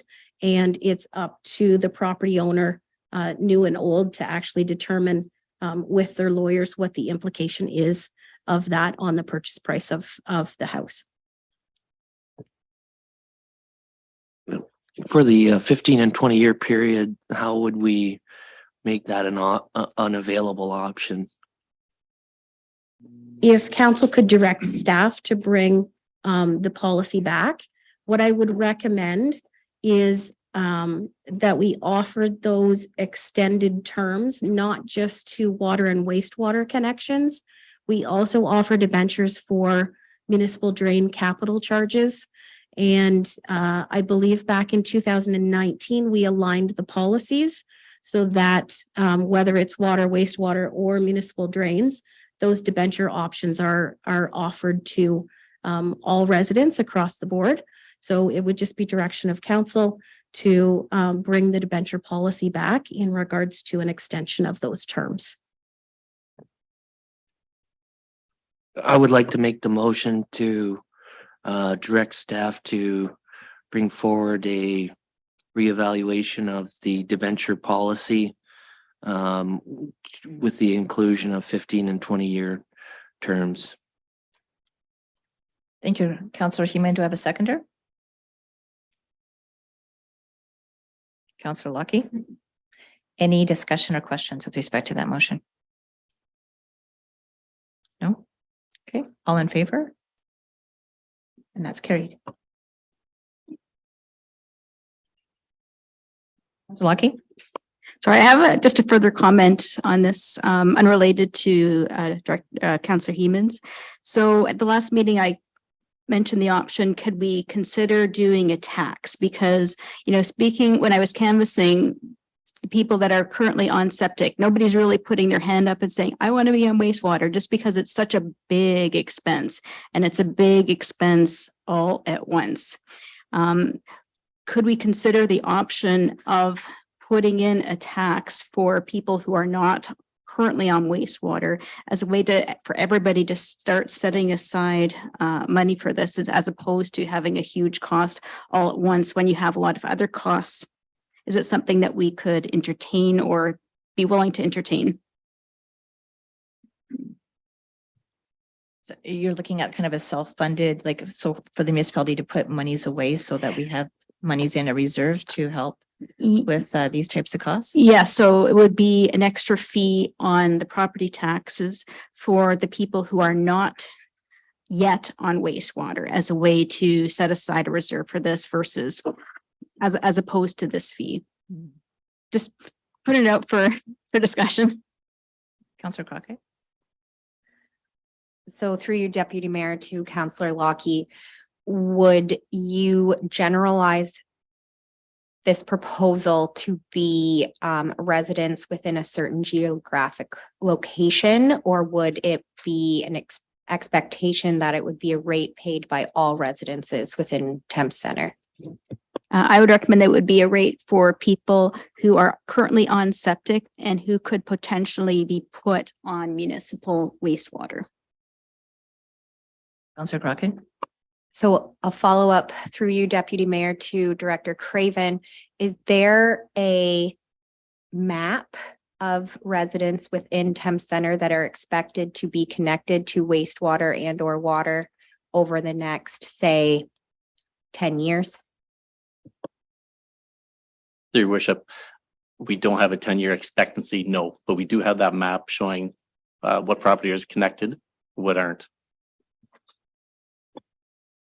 Councillor Heeman. Through your Deputy Mayor Smybert, I believe this marries well with the proposal that you advanced on looking for best practices and having a proactive plan in place for these kinds of future infrastructure projects. I think as Councillor Crockett alluded to, having some sort of geographic catchment area over a phased period of time would allow for residents to make better decisions regarding their own household investments, and also reduce the one-time financial burden. But I think this is something that has merit, but may require some additional planning to bring into effect. Yes, and so I agree. I think that was really the intent of the staff resolution from the last meeting, was for staff to take a look at different options, i.e. this being one of them. Okay.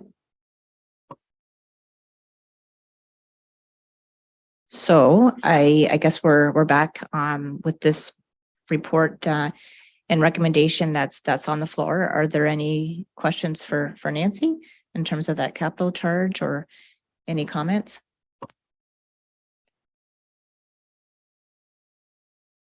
Dr. Grogan? Sorry, can I just ask Nancy to provide some guidelines? Like, I would think that that tax charge would be levied on the urban area as opposed to municipal wide charges.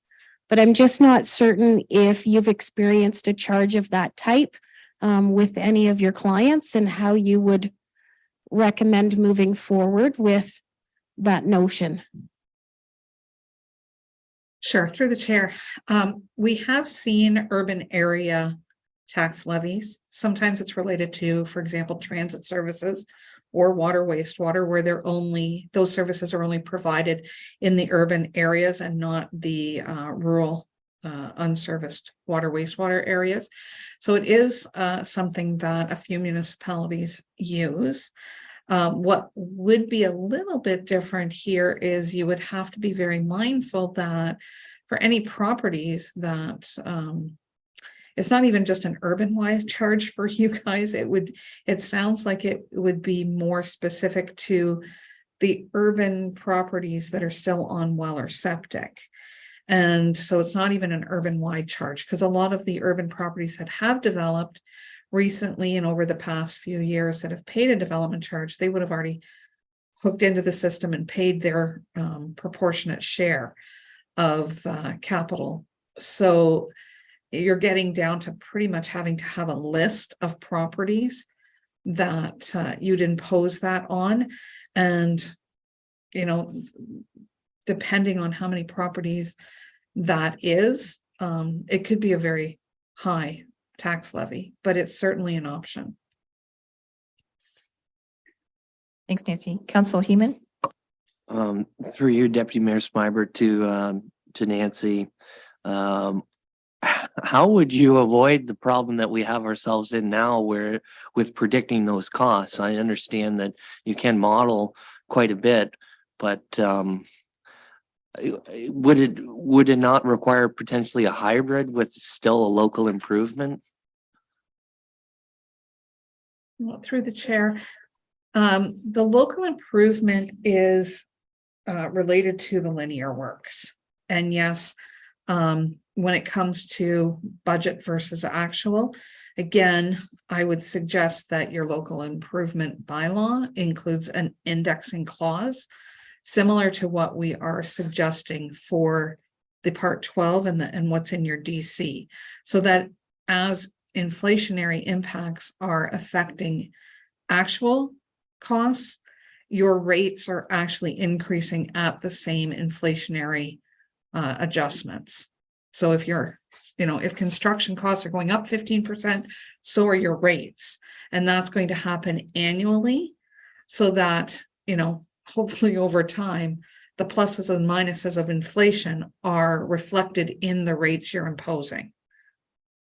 With a tax levy, you would have to review that annually through your budget process and adjust the tax levy rate to capture inflationary impacts. Sorry, and if I may interject, I'm also thinking there'd have to be some reconciliation process based on how much a property had contributed through the tax levy versus the actual cost of the provision of service. Because you could have residents who are infill. So right now, the wastewater system runs in front of their property that would choose to connect solely because they know they're not having to pay a charge and they don't want to remain on that tax levy listing.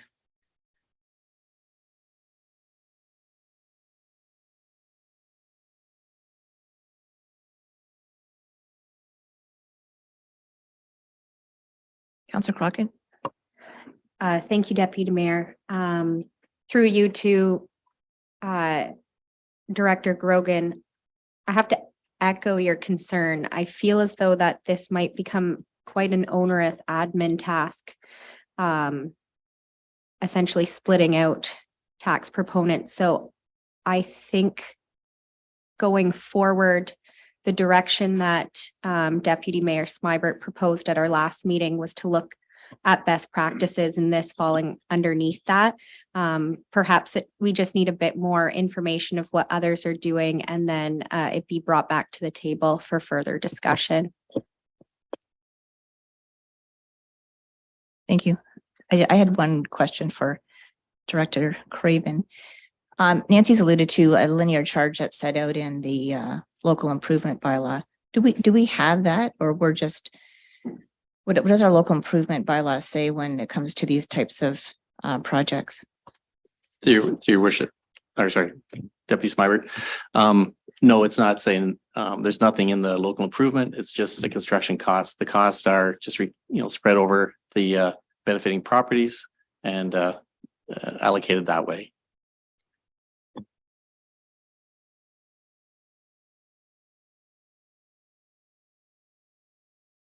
So Crockett? Sorry, and just for clarification, is it square footage, like frontage for the linear? Or is it from road to connection? Or am I misinterpreting that? Yeah, it would be, it's frontage. Each, within reason, I guess you'd say. I mean, we don't get down to every, half foot, but it's basically per lot.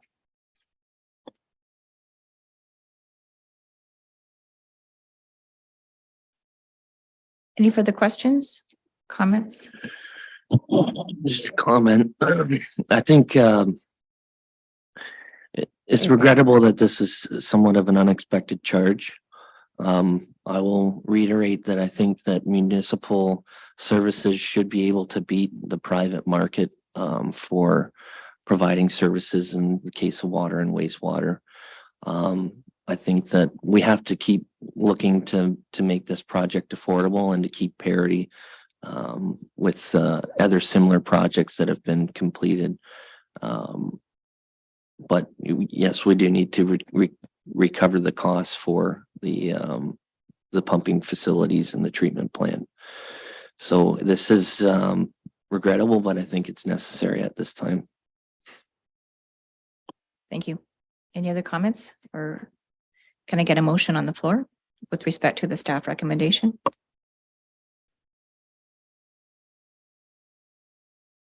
Counselor Heeman? Moving the staff recommendation then. Thank you. Do we have a seconder? Counselor Crockett? Before we vote on it, any further discussion, questions? All in favor?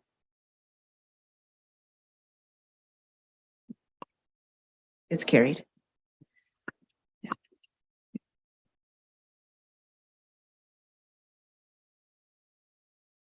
Thanks, Nancy. You're welcome.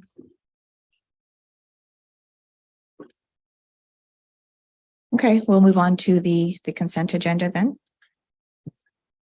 We have a couple sets of minutes to be considered. Can I get a mover to adopt that motion? Counselor Crockett? And these are the minutes held on December the 12th, the special meeting and also the regular meeting on December the 12th. Perfect. That was going to be my question. Can I move both of them at once? Okay. Yes. Yes, I would like to move forward the motion recommended by staff to approve our council minutes from December 12th, 5.1 and 5.2. Thank you. Can I get a seconder? Counselor Heeman? All in favor? And that's carried. Going now to a new business. So we have a request to reschedule a council meeting from November the 13th, 2023 to November 14th, 2023, which falls on Remembrance Day.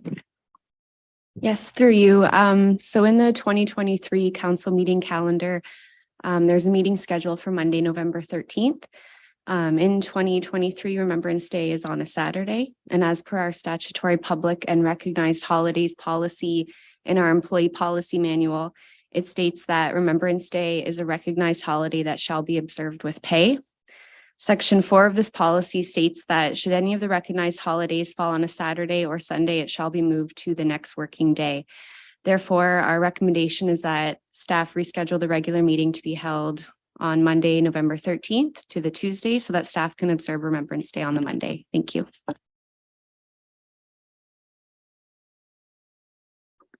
Counselor Heeman? Wasn't this a part day to be also shared with National Truth and Reconciliation Day? Was that not the policy? No? Policy was brought forth last spring, if not late last year, It was amended. moving that it was a floater day for November 11th, and we put it back on November 11th to recognize the day properly. Okay, Truth and Reconciliation was a separate matter. thank you. Yeah, you're welcome. Counselor Crockett? I will put forward this motion as long as it doesn't interfere with Middlesex County meeting that day. I'm sure that's been considered. It's been confirmed it doesn't interfere.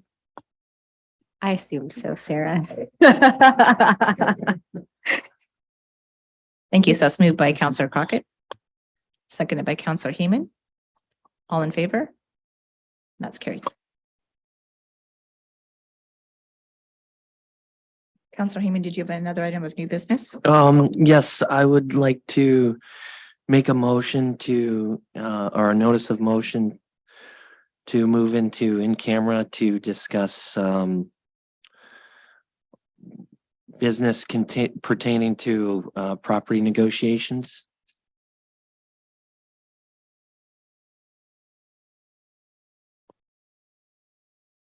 Do you have a seconder? Counselor Crockett?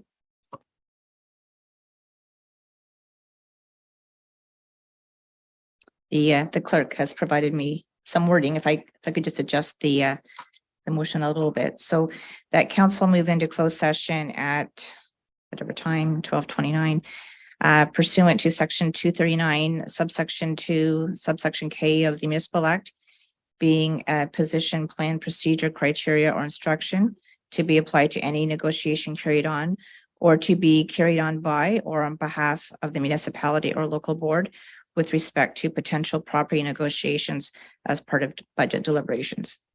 You okay with that? Is the seconder okay with that? Okay. All in favor? And that's carried. So we all moved into closed session at this point.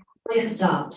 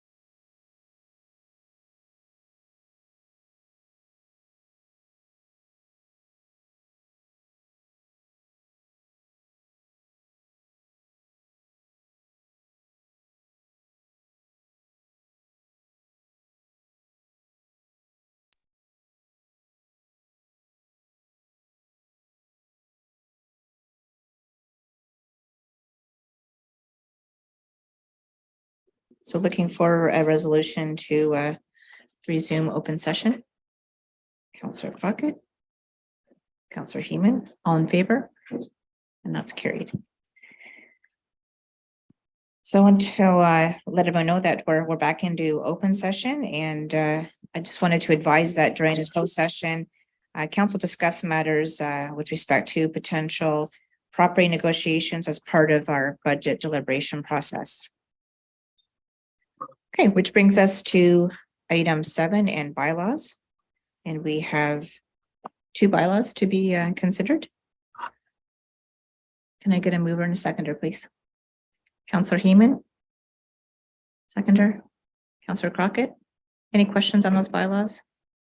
If not, all in favor? And that. Sorry, you opposed? Well, so just, this is what we just, this is different from what we just, approved earlier. In an accident, why long? Everything that council does has to be executed by bylaw. So those decisions were made, and then this bylaw was prepared in advance of that decision to enact it. Your specific concern is a capital charge, is that correct? That bylaw, yep, okay. Okay, so sorry, I will just call the question again. All those in favor? And then opposed? So I'm in favor of it, so that's carried then. Thank you. Okay, meeting schedule. So next meeting is Monday, January the 16th. It'll be our last one again. Yes, okay, Just too much. okay, that's our last afternoon meeting.